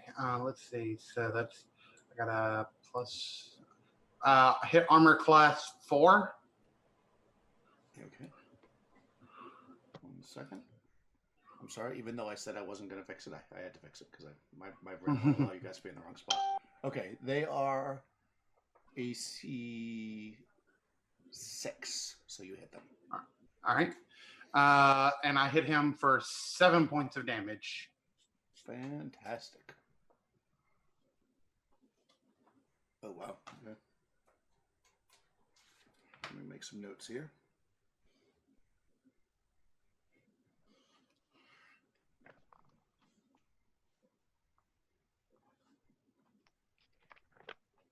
Okay, for 7 points. Okay. Let's see. Immune to non-magic attacks from any of Crystal's characters. Ah, that's why.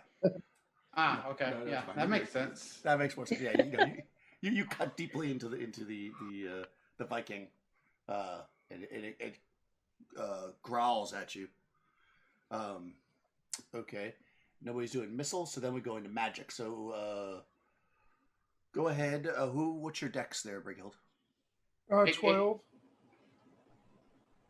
It growls at me. So, like, did I do damage to it, or? Yeah. You cut deeply into it. Okay. All right. Making sure. Yeah.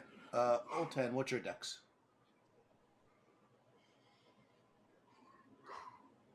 Rush, what's your dex? Sorry. 12. Oh, okay, the same. Okay. Brighild, you go first because you're a B and he's a U. Yeah, she just takes the spear tip as it Okay, grows the bluish again, and she's going to use shocking grasp on one of them and does 8 points of damage. Excellent. Okay. That also does damage. That's Brighild. This is the one that Hollow went after. Okay. All right. Cleric of... I forget what you're a cleric of Unde. Hey. Unde, go ahead and turn undead. All right. So if they're level 0, level 1, they're automatically turned. Nice. Other than that, it's a D12. Yep. So I'll just roll it and tell you what I can turn. That is correct.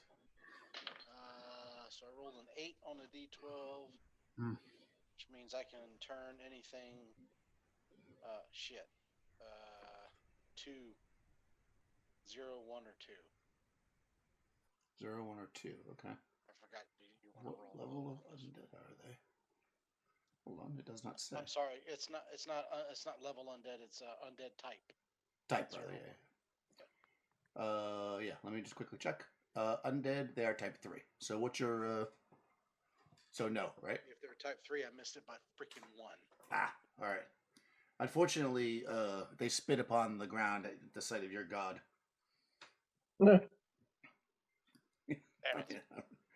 Yeah, you guys up top hear the sound of combat. You could either slide down on your bums and slide into it if you want, or you could take your time going down. And because I'm extra nice, I will give you the option that if you want to make a test of dexterity, you could slide in and attack this round. But if you fail, then they're definitely going to attack you with some kind of bonus. Or you can just slide down normally, or you can take your time. What does Pernesta want to do? Slide down normally. Okay, how about Uhtred? I will slide down normally. All right.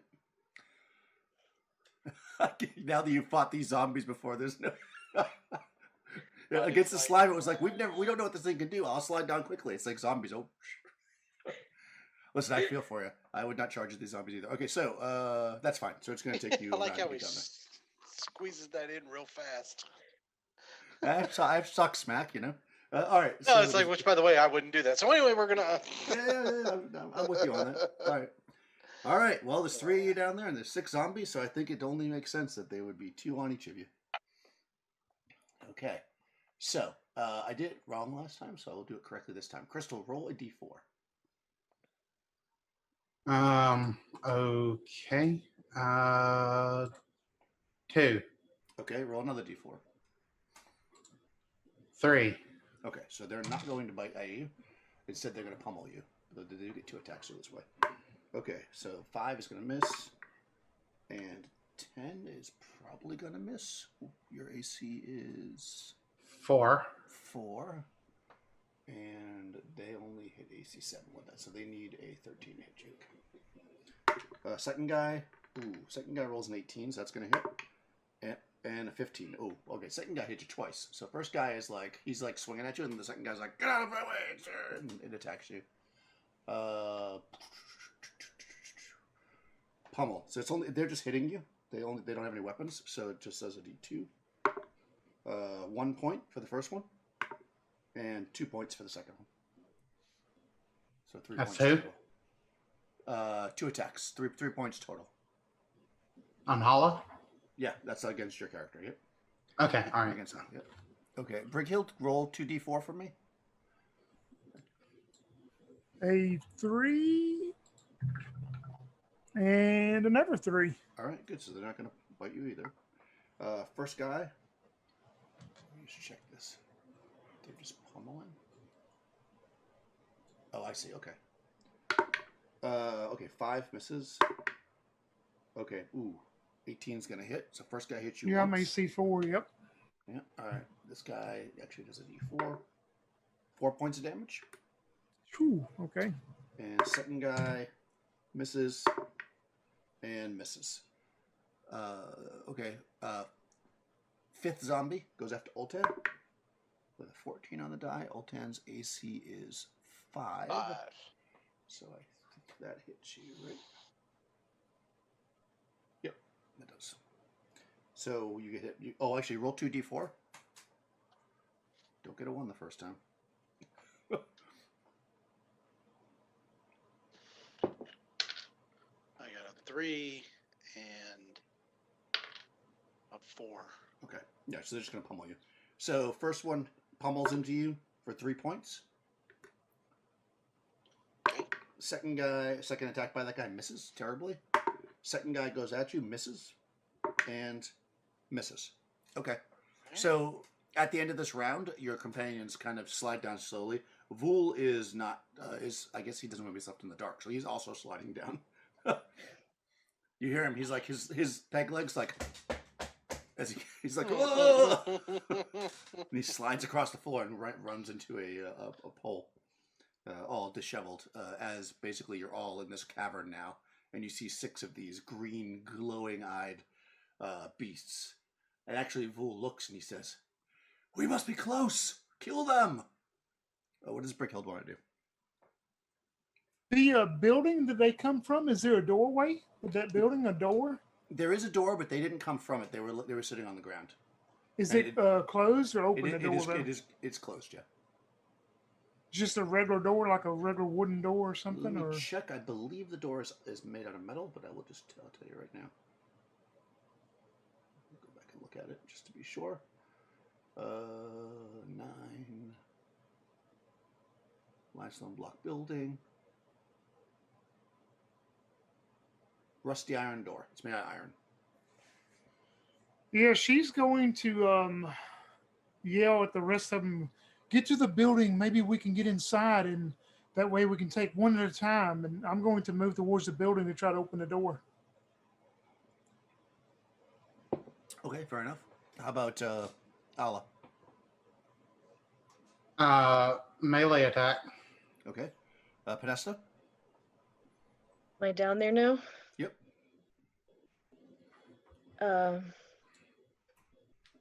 Magic missile.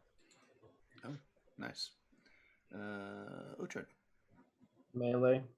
Okay. Ultan, what would you like to do? I'm going to try to turn them again. You cannot. Once you have failed, you cannot try again. Oh, shit. Well, I'm going melee then.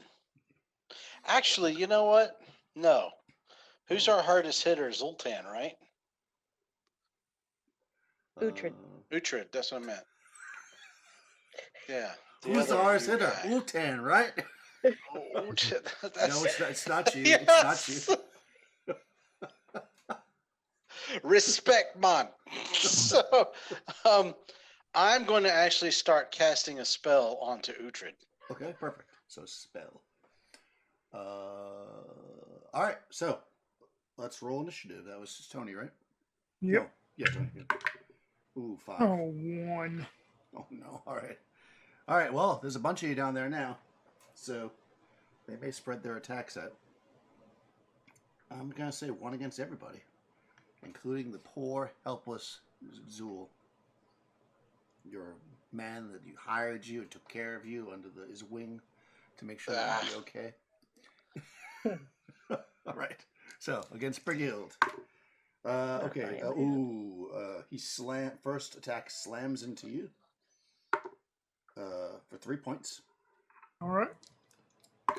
Second attack misses, which is good because that would have been a bite. Oh no, it can't be a bite. It only went the first time, so it was a slam. Allah. Miss. And miss. Panesta. Miss. Ooh, no, and miss. No, hold on. 14 might hit you. 14 Yeah, is going to hit AC you. 5. AC 5, yeah, so... Yeah, that is AC 3. Okay, so you get slammed once by the zombie for 1 point. 1 point, okay. Uhtred. Ooh, what's your AC? Somehow I lost my... 1. 1, that misses you. Which is good, because that was a bite. So... and Ultan. Also a bite, but misses. And Zool. Sweet. Oh no, Zool gets pummeled. Oh crap! Okay. Oh crap! No. Oh no! He gets pummeled twice. Let me look at his hit points. Holy crap! Okay. All right. Vul is being pummeled by this thing, and he screams out, "Ah!" Just like that. That's basically how he screams out. That's my impersonation. Yeah. Okay. Going around, melee attacks go first, so that's going to be. I'm just going to go in order for me to make it easier. Hala. Hello. Hala is gonna. Oh, she's gonna miss. Okay. Uhtred. Oh wait, this no, is. sorry. I get two attacks, right? This turn. Second round, yes. Yeah, second round. You should. Uh, If you're your mastered weapon. I'll miss even worse. Okay. You swing and miss. I'm sorry. Podesta's also no. You're doing magic missile once. That's magic. So I'm skipping you. So Uhtred. All right, I will say. Ooh, that's going to be AC 4. That hits. And that's going to be 9 damage. Okay. Wow, 9's your number today. Okay, yeah, you cut deeply into it. You can just do 2 attacks too, because I don't want to have to deal with yours being off rounds. So Oh, okay. yeah, just to make my life easier. AC 5. That hits. Oh, nice. And ooh, 7, okay. 12 damage. Oh, that takes 1 down. Okay, yeah. So you cut twice into yours, and he drops. Okay, so then we're going into spell casting. So Podesta with the wand. All right. I have 23 charges left. Okay, what you want to I'm do? going to They're expend. currently... Yep, I'm going to expend 5. I'm going to send 3 towards the one on Vul, Okay. and 2 on the one on me. Okay. And so 3. So each one does 3, right? I just roll once, right? Yeah, you can do So- it that way. That's easy. Yeah. So sorry. So on you, it does 6 then. Yep, and the one on Vul would be 9. 9. Okay. Okay, it does not kill either one. Oh, hold on, that doesn't make sense. Did I just do that math wrong? Yes, I did. There we go. All right. And Old Ted. So I'm going to cast a spell onto Uhtred, and as the combat is rolling about, I'll like move in behind Uhtred and just kind of same thing. Actually, I don't know if I need to touch you or not, but I You will. most certainly do. Yeah. So I'll come across and I'll just put my hands on your shoulders and I'll just say, in a strange language, I'll say, look closely. And what you do is the next bad guy you focus on, you'll notice that as it starts to move, you can see like you can see it moving one way and see it moving another and then see it moving another. And essentially what you get to do is from now until your next turn, any attacks that you make or saving throws, if you so choose it, you get to roll 3 times and pick the best one. Wow, nice. Oh, that's pretty cool. What spell is that? Omen. Omen. Okay, Yes. cool. And just You've been one, given just one attack. He doesn't. It's not. I think it's just one. I'll double check it to make sure while you Okay. roll on with the All right, other that's fine. guys here. Yeah. Okay. Vul is from his sleeve pulls out a wand, and he's going to send. Oh shit! Okay. He He blows was away. gonna send. He blows away his attacker, and one blast of magic hits the one that's on Podesta. Oh, weaken it. And he says he winks at you. As he also uses a magic missile wand. Fucking show off. He basically did the same thing you did. He doubled up on the All right, so then movement. So you run to the door, and let me just make sure it's not stuck. I don't think it is. Let's just quickly check this. The iron door.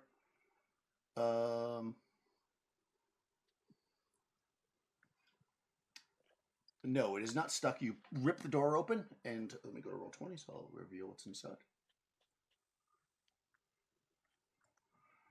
Well, you can already see part of it, I guess. Because I wasn't very good at hiding it. Okay, so you can see that there's a hallway. Like that. There is, to the right and left, big metal doors that have basically like barred windows, like small barred windows on them. And you can hear a gibbering sound coming from one of them, and kind of a grunting coming from the other. At the end of the hallway, you see that there is another door, another like iron door. This does not have a bars on it. It's just a closed door. And of course, the hallway is about, I don't know, maybe 15 feet deep, and it's empty, of course. Besides that. But she actually doesn't see this noise. She doesn't see anything actually coming towards her right now. She thinks maybe it's behind the door. Yeah, it's definitely, you could definitely tell that it's coming from the two doors. In fact, do you have enough time if you want to go in, that you could actually look and I could tell you what's in there if you want. If you're going in, I just wasn't sure if you were or not. Yeah, she'll step on in because she's thinking she can choke point one of these other ones that's coming after her, but, and take it out one at a time. Okay, so in the area marked C, you see what I did there? 5 more of these guys with the green eyes, and they're going trying to reach. But of course, there's a barred window there, and they're like trying to stick their hands out. They're slamming against the door, and you can see it's like a heavy duty door. It's like, but they just can't seem to get through it. They're trying to go through it to eat you. The other one, you hear yipping sounds. You quickly look, and you can see what are humanoids that have the heads of hyenas. They're frothing at the mouth, and they're kind of going. It sounds like you can understand them, but like between the yipping, they're kind of like like that. And so that's what you see. She's going to go back outside the building and close the door behind her and make sure it's secure. And I guess that will take all her time. I just imagine that moment. It's like, come in here. Oh shit. Nope. Nope. Close the door. All right. All right, fine. So you come back around. All right, so you're back out in the combat with everybody. What's all right, so I'll just go around again the same way. So what's your plan this round, Verkild? There's a total of I mean, actually, she comes back out. She'll just go to the closest one that's close to her and try to spare it. Okay, you gonna use a spell or you gonna melee? Just melee. Okay. Okay, so melee. Hala.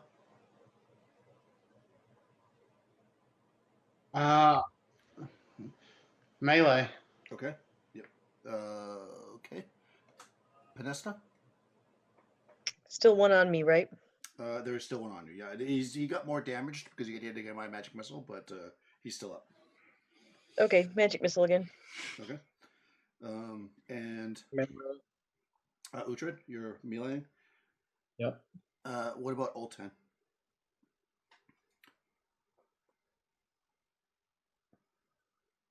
Oh, we can't hear you, Rush, again. Okay.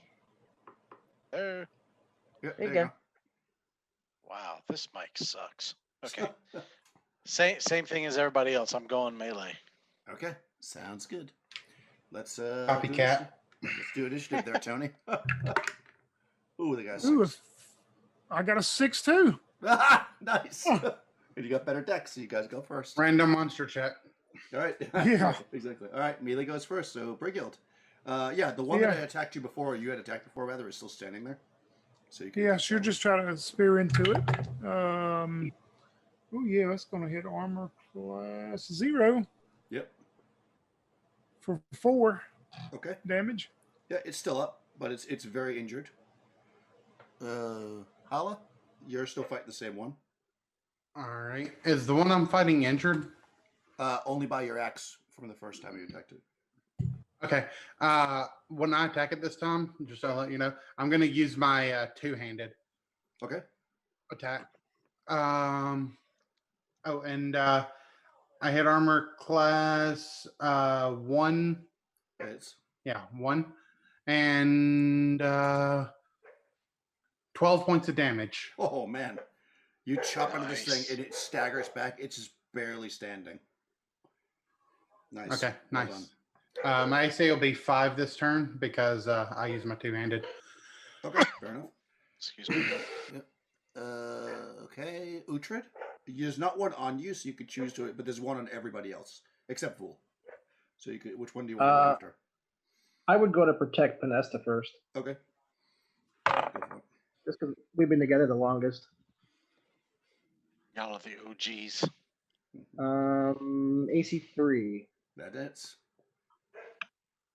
That's going to be 13 damage. That kills it. Yikes!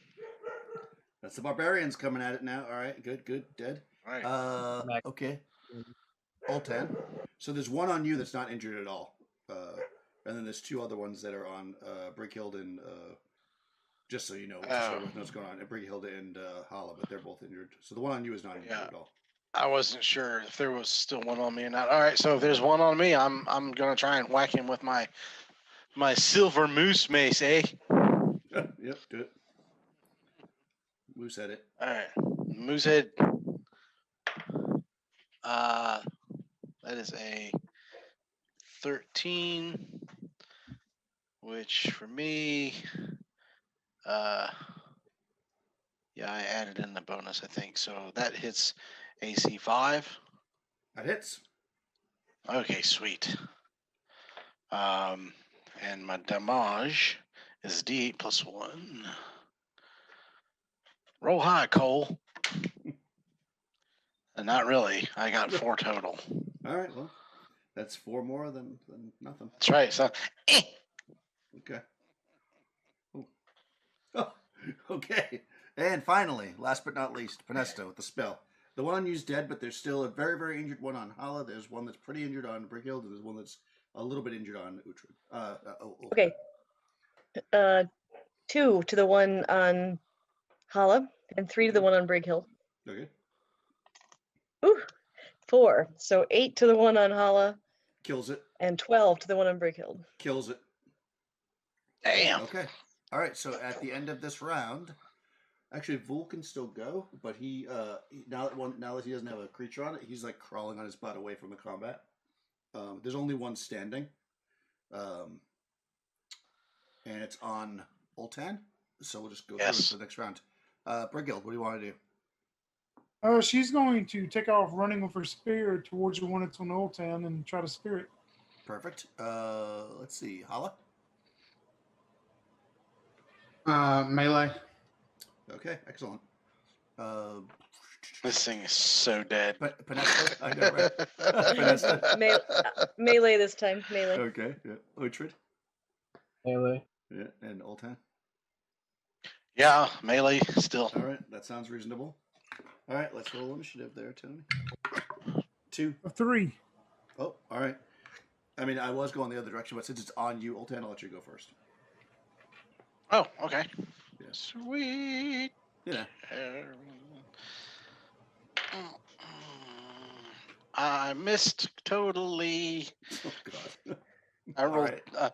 Unless I can hit armor class, unless he's armor class. Oh no, I missed totally. Never Yeah. mind. I'm not even on the chart. All right, Brighild.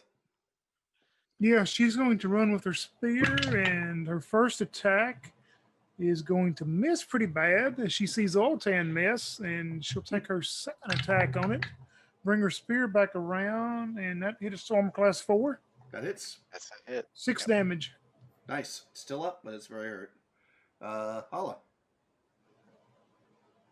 All right. Nat 1. Oh. All right. Well, there's a lot of people attacking it, so it's slippery down here. Panesta. All right. Longsword. Wait, I get 2 attacks. Yes, you do. Go. Armor class 3. That hits. For 10 points of damage. All right, excellent. It is barely standing. Nesta? Armor class 2, so yeah. Oh, definitely you. 8 points of damage. That kills it. Nesta cuts through the last zombie. It collapses to the ground. The green has stopped glowing in their eyes. All you can hear now is kind of the echoes of the combat having finished, and muffled sounds coming from the building that Brighild explored briefly. And you can hear the scraping sound of Vul trying to stand up with his cane. As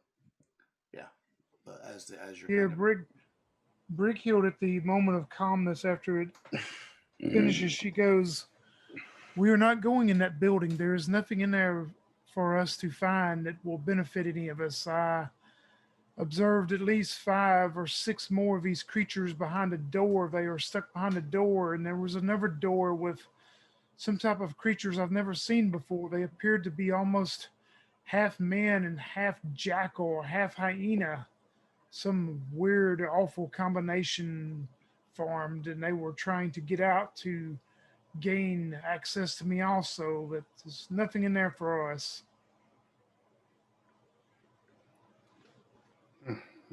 Hollow's going to go help the old man up.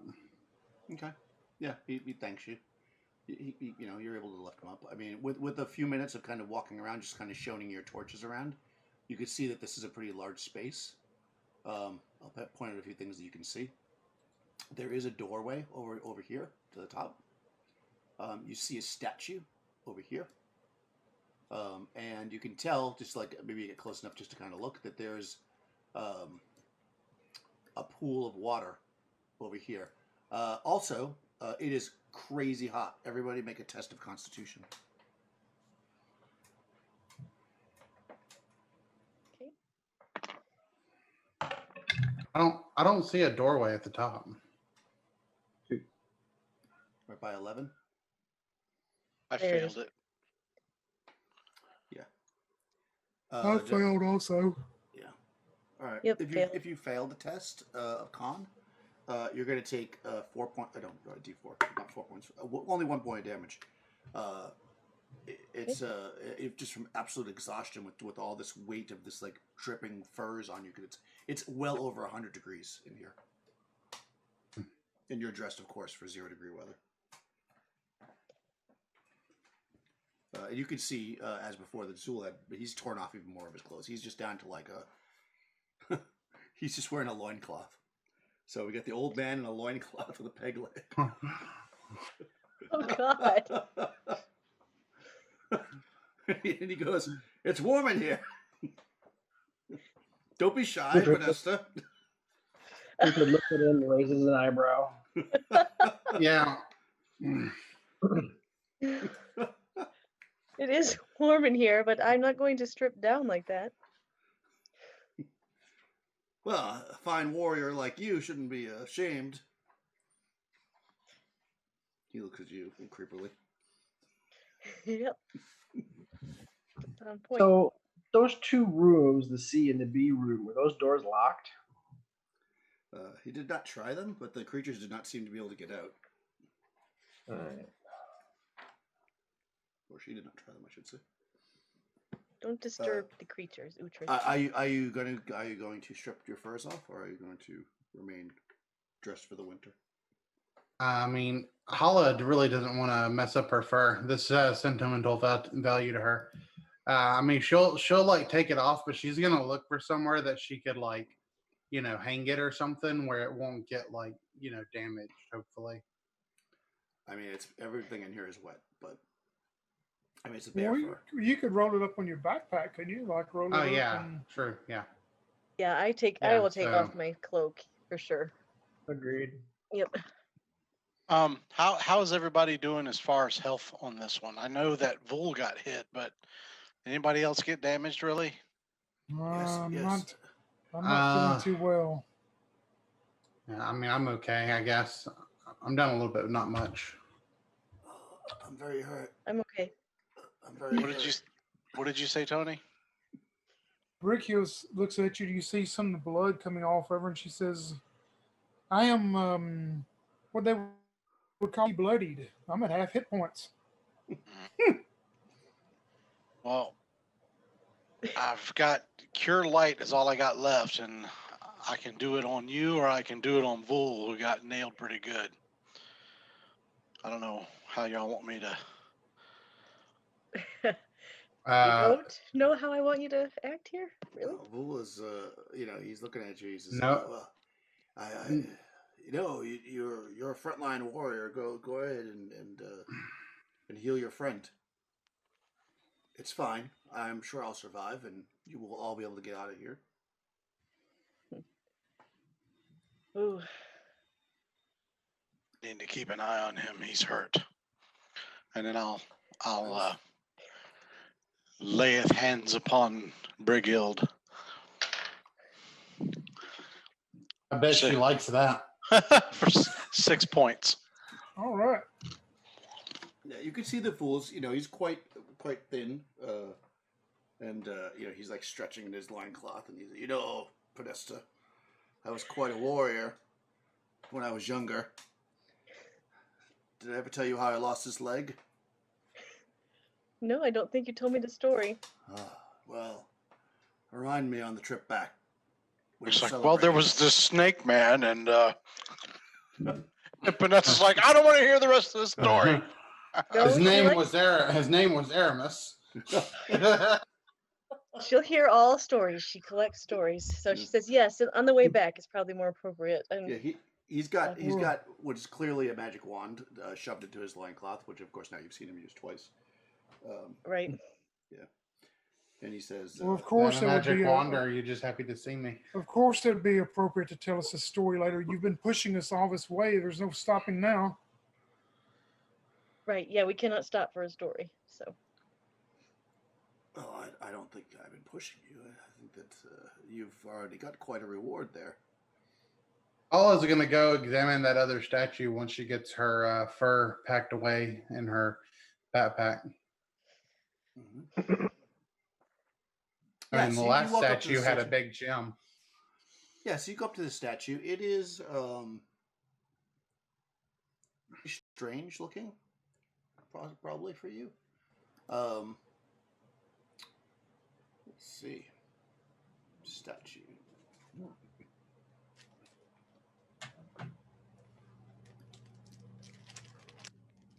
Okay, so it's very well marked to that.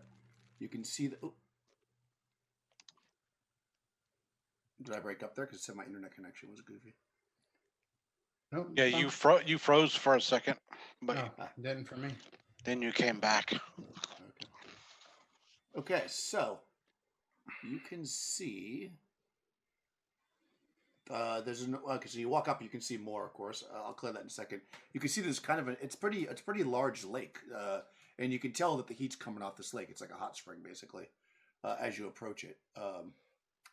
You can see that there's tons of these like gypsum, moonstone like shards, just like littered all over, kind of glowing on the beach. And you can see that there's a broken down elevator platform on the top.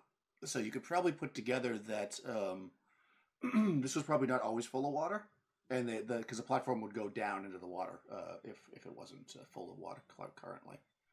Hey, Daniel, is it right here where I'm pinging? Is that what you're talking about? That's a statue? That's a statue, yeah.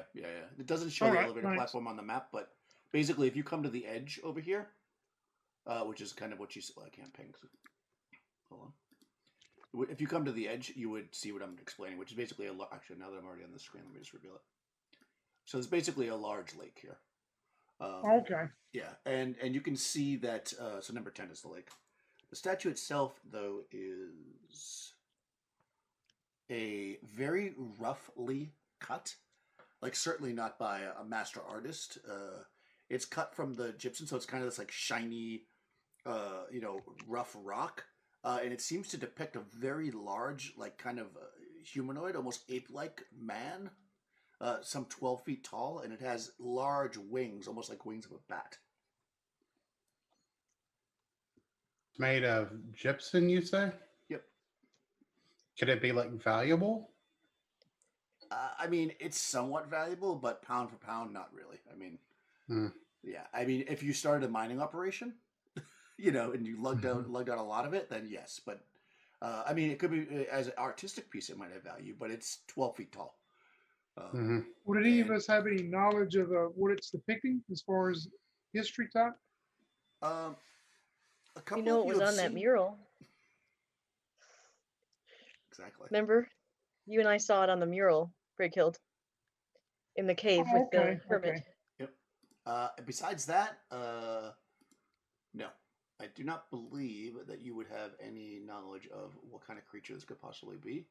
I mean, there's lots of weird ape species in How does Hyperborea. Vole react to it when he sees it?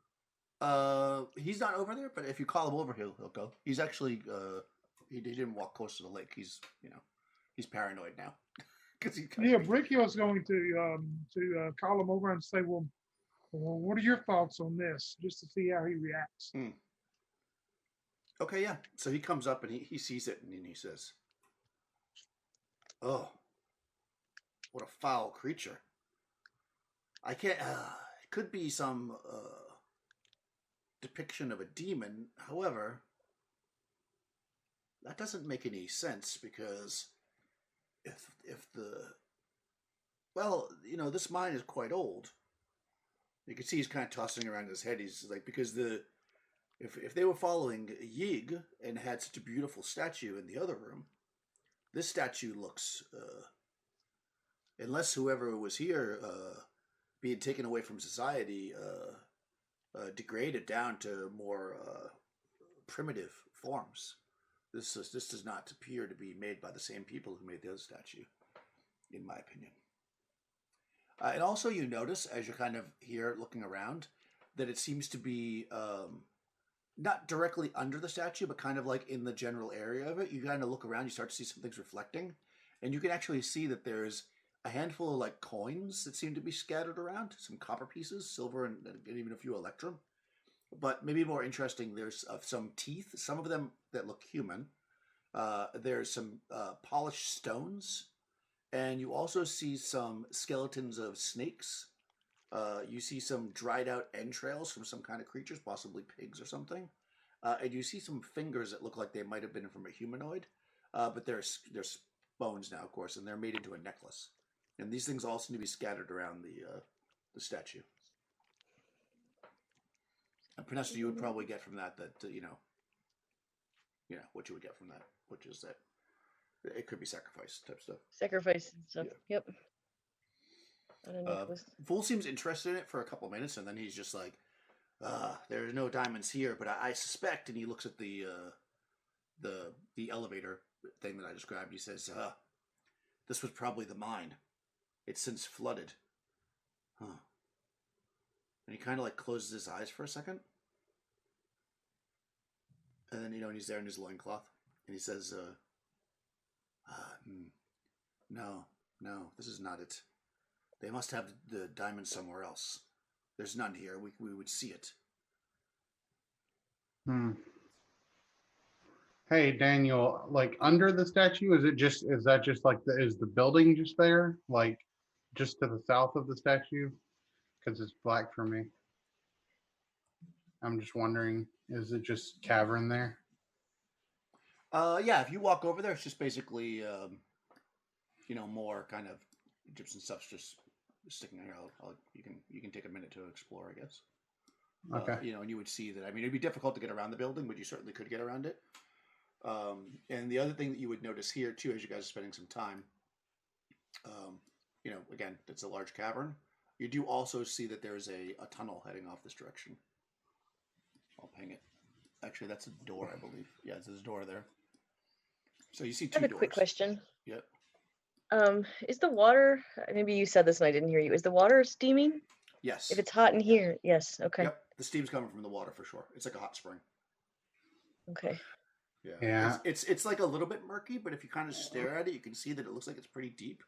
And you do see actually what looks like silt or remnants of basically organic life. If there was you probably been around enough, especially as a bard, that you would know that like if there was just a hot spring here and there was nothing growing in it, then it would just be the rock would just be empty, like it would be smooth. But you can see like Yep. silt and stuff, so you would imagine that there's some kind of organic creatures living in the whatever they might be. I mean, it could be plants, could be moss, could be anything. But you think there's definitely life in the hot springs? Okay. Hala's gonna pull her hair back into a ponytail and say, "All right, where are we headed to next?"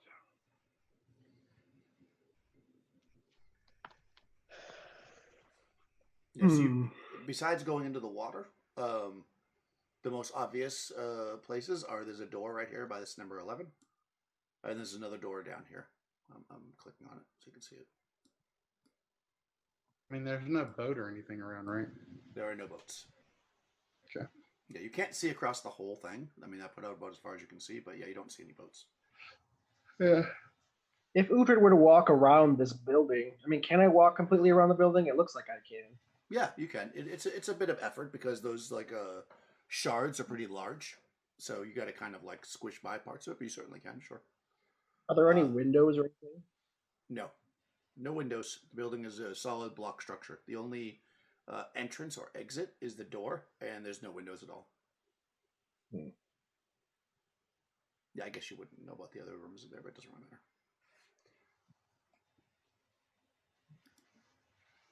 But you do know about the rooms that Brighill described, which is Right. Yeah, if it looks like there's everything else down here is in around the area 8, 11, it's pretty much a dead end at the moment. well, there's 2 doors.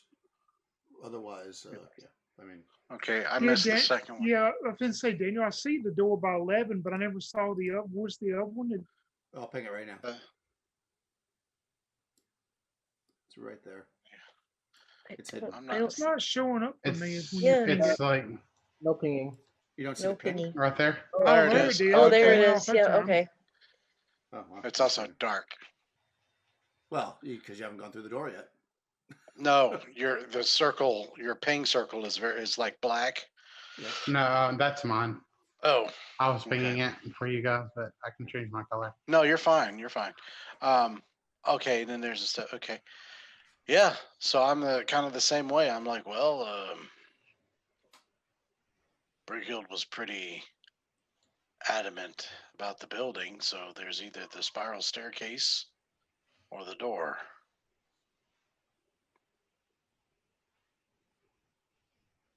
We need to make a decision.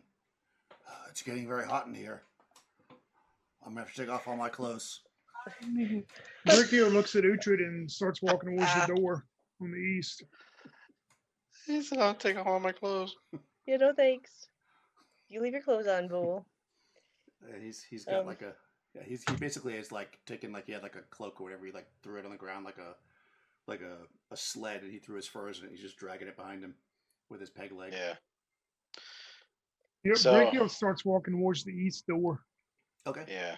Yeah. And I'll just be like, well, Brighild has made the decision, it seems. Alrighty. And she looks at Vanessa like with that look like, yeah, I don't want to see them naked either. Yeah. I just give you that nod that, yep. Nope. Okay. You come to this door. It is rusted and iron, and you check it. It is locked. Okay. Hala's gonna like kick it. You say we need brute force. Okay. Yeah, you hurt your foot a little bit. How rusted is rusted? It's pretty rusted, but it's not rusted like you could kick through it. I mean, that's what you're trying to do. You kick this thing, and I mean, you would think like a door, even a metal door, you'd hear like a dong. Like it doesn't even make a sound. Like this door is thick, like very thick. You take 12 points of damage for kicking it. Yeah. Yeah. Yeah, Door it's damage. very, very, very like you would look at this door and think it would be difficult for you to get through it without like chipping away the stone around it. Like it's a pretty heavy duty door unless you have some magic or something, which I do not believe that rule does. Let me just check what he has. I don't think I have anything. Don't have it. Unless the door can be terrified. Maybe you could try it. I'm just kidding. Yeah, he doesn't have anything that could help, unfortunately. No. Yeah, unfortunately, you could do it, but you're gonna have to go back up and get your picks and stuff and chop through it. And you would reckon that it's gonna take at least several hours to cut around big enough to cut where like the hinges are to get through it. If you want to try to go this way, not impossible, It but would definitely gonna seem take time. we better try the other route then. We have tools and stuff for excavation. Do we have like a crowbar? I mean, I don't. Even if you did, that wouldn't be enough to get through this. If that's what you're asking, Okay. Crowbar's not going to do it. But I'd say, yeah, Yeah. probably. I don't think. I mean, I shouldn't. I guess I should have asked you, but I don't imagine that you took that stuff with you now because you knew that this was already an open place. You brought all the shovels Yeah. and stuff to dig it out. So, but even you could have a crowbar if you want. But yeah, you jam it in there, and yeah, it's not budging. Like you would have to chop away the door or pick the lock if you had somebody capable of doing such a thing. Man, if only we had someone capable. If only. Only. Why don't you know Ray's dead yet, Otrud? He's dead. Yeah. See. Or not Otrud, but Ultan. Wilton. Yeah, I mean, if you want to try to get through it, Vol is totally against that. Of course, he's like, let's just go the other way. If you want, once we find the diamonds, you could always come back. See what's in here. There might be more treasure, but we should find those diamonds. Yes, we should. Yeah. Come, old man. Uhtred. Yeah. All right. Okay. Yeah, so you head to the other door. Rusty double doors. They are not locked though. It's set into a Gothic arch, so that's kind of fancy. It's etched with okay. It's etched with etched with hieroglyphs. When you walk up to it, it's Ixian. You guys all know what Ixian looks like now because you keep running into it and nobody speaks it. You're like, Ixian again. So Vol looks at it and he says, he's like reading it.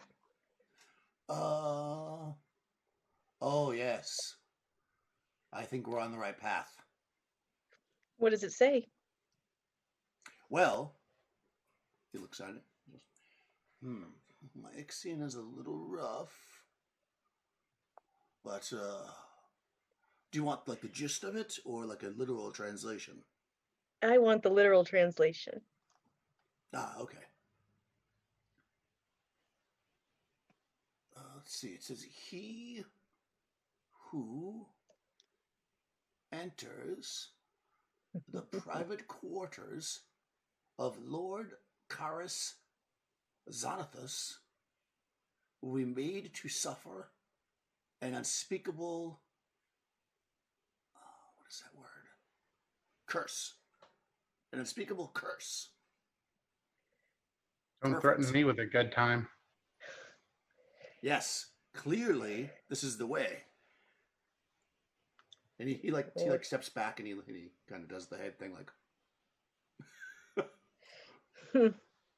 Hollow will go up and grab the door, open it. All right. It should be pretty easy. What's everybody else doing? Stepping back. Standing back, watching. Yep. Okay. Hala, you pull the door open. Oh, what's Ultan doing?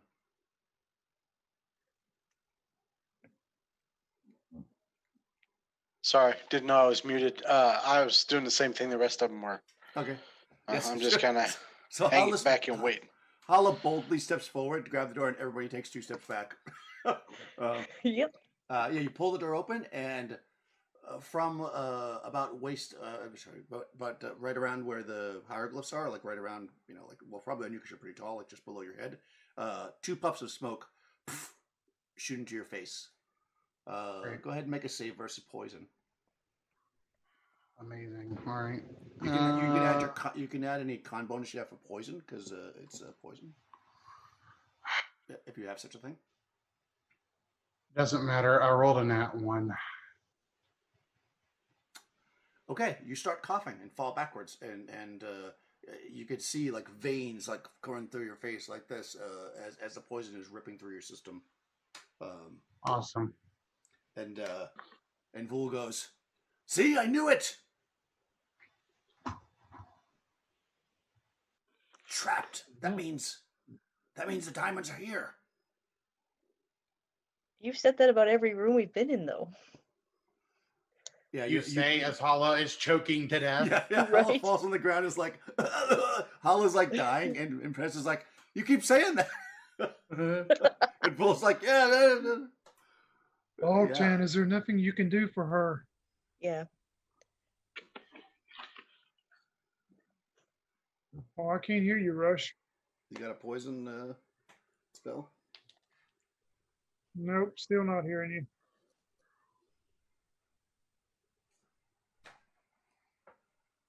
Nope. So she inhaled that, right? Yeah. Yeah. It was dust. Hello? Death. You're real soft. Try it again. Now you're real soft. His mic's been all over the place tonight. Oh wow, yeah. I don't have anything that could help her. Yeah, I can't draw poison from that like that. No. Yeah. Can you hear me now? Yeah. Yep. You can hear you. Have you got any kind of poison? Anti-poison skill there, cleric? No. All I have is anti-venom for those hornets. Oh. You could try that. Okay. If you give them the anti-venom, then she can make another save. It won't automatically work though. But I'll do it if I think there's a chance. I mean, yeah, I'll help. Okay. Yeah, you give her Benadryl. Yep. Go ahead, Hala. EpiPen. Failed again. Okay. Yeah. Yeah, it's not working. And Hala fades. And blood drips from her mouth as she dies. Jesus. Uhtred, will you help me build another burial cairn for her, please? Oh boy. Yeah, I can do that. Well, I guess I'm not playing anymore because I mean, there's no way we're going to be able to bring another character in. Sure there is. We'll bring him. Oh, Always yeah. away. Not right this second, but yeah, we'll get you a character by next week. There's always a way. Yeah. Unfortunately, I mean, you know that Bear Hugger always dies, so in the end, you curse yourself with that. Yeah, you can. I knew I was dead. I mean, I had like all of my stats. Like the lowest I had was a 9. Other than that, all my stats were above 13. I had a 17 strength and a 17 constitution. I was sitting on 25 HP. I was like, "There's no way this character's gonna live." So yeah, good characters always die fast, unfortunately. Yeah, unfortunately the boldness of opening the door caused a poison dust from the hieroglyphs.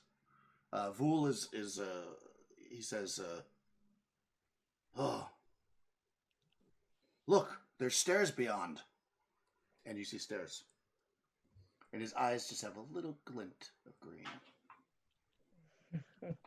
And I'll play Vul next week. You want to be Vul? Yeah, I'll be Vul. I pet Bull. I figured you'd be one of the jackal men. Yeah, you could be a jackal man. Yeah, we can hear you. Oh, I was gonna say I pat Bull on his back, and I'm just gonna be like, "Thanks for showing remorse for my friend who's dying for your diamonds," and then just kind of walk away before he has a chance to respond. It's like, I mean, friend is strong. You do just meet them. So, I think this is probably a good place to leave it. Yeah, I mean, would you want to make a cairn down here for her? Or are you going to bring her back to the top? I would say, Old Tan would prefer to bring her back to the top. Y'all will have to interpret. I can't even understand a word Rush is saying. Yeah. Y'all have to interpret for Yeah, me. he's Said breaking up. Oltan- So he's so low. His volume is just like Yep. He said that Ultan would prefer to take Carla back to the top. Yeah, well, Yeah. I mean, whatever. Hala, Carla. Yeah. Vul does not really want to leave. He thinks we're super close, but clearly he can't explore by himself. So if the party wants to retreat back, you could do that, or we could continue forward. Either way, I think we'll wrap the session there, and we can decide maybe Crystal will be Vul next week. We'll figure that out. But we'll get a character in there for you, Crystal. Never fear. So we can either, you don't have to decide right now. We can actually end this, and then if you decide that you want to bring her to the top, then we'll just do that. We'll start the next session at the top again, which probably makes the most sense to get another character in there, unless you want to be a hyena man or a berserker, which could be kind of interesting. So that was awesome, guys. You got super far. I'm sorry that Crystal died again, but these things happen. And we'll end it there. I'm going to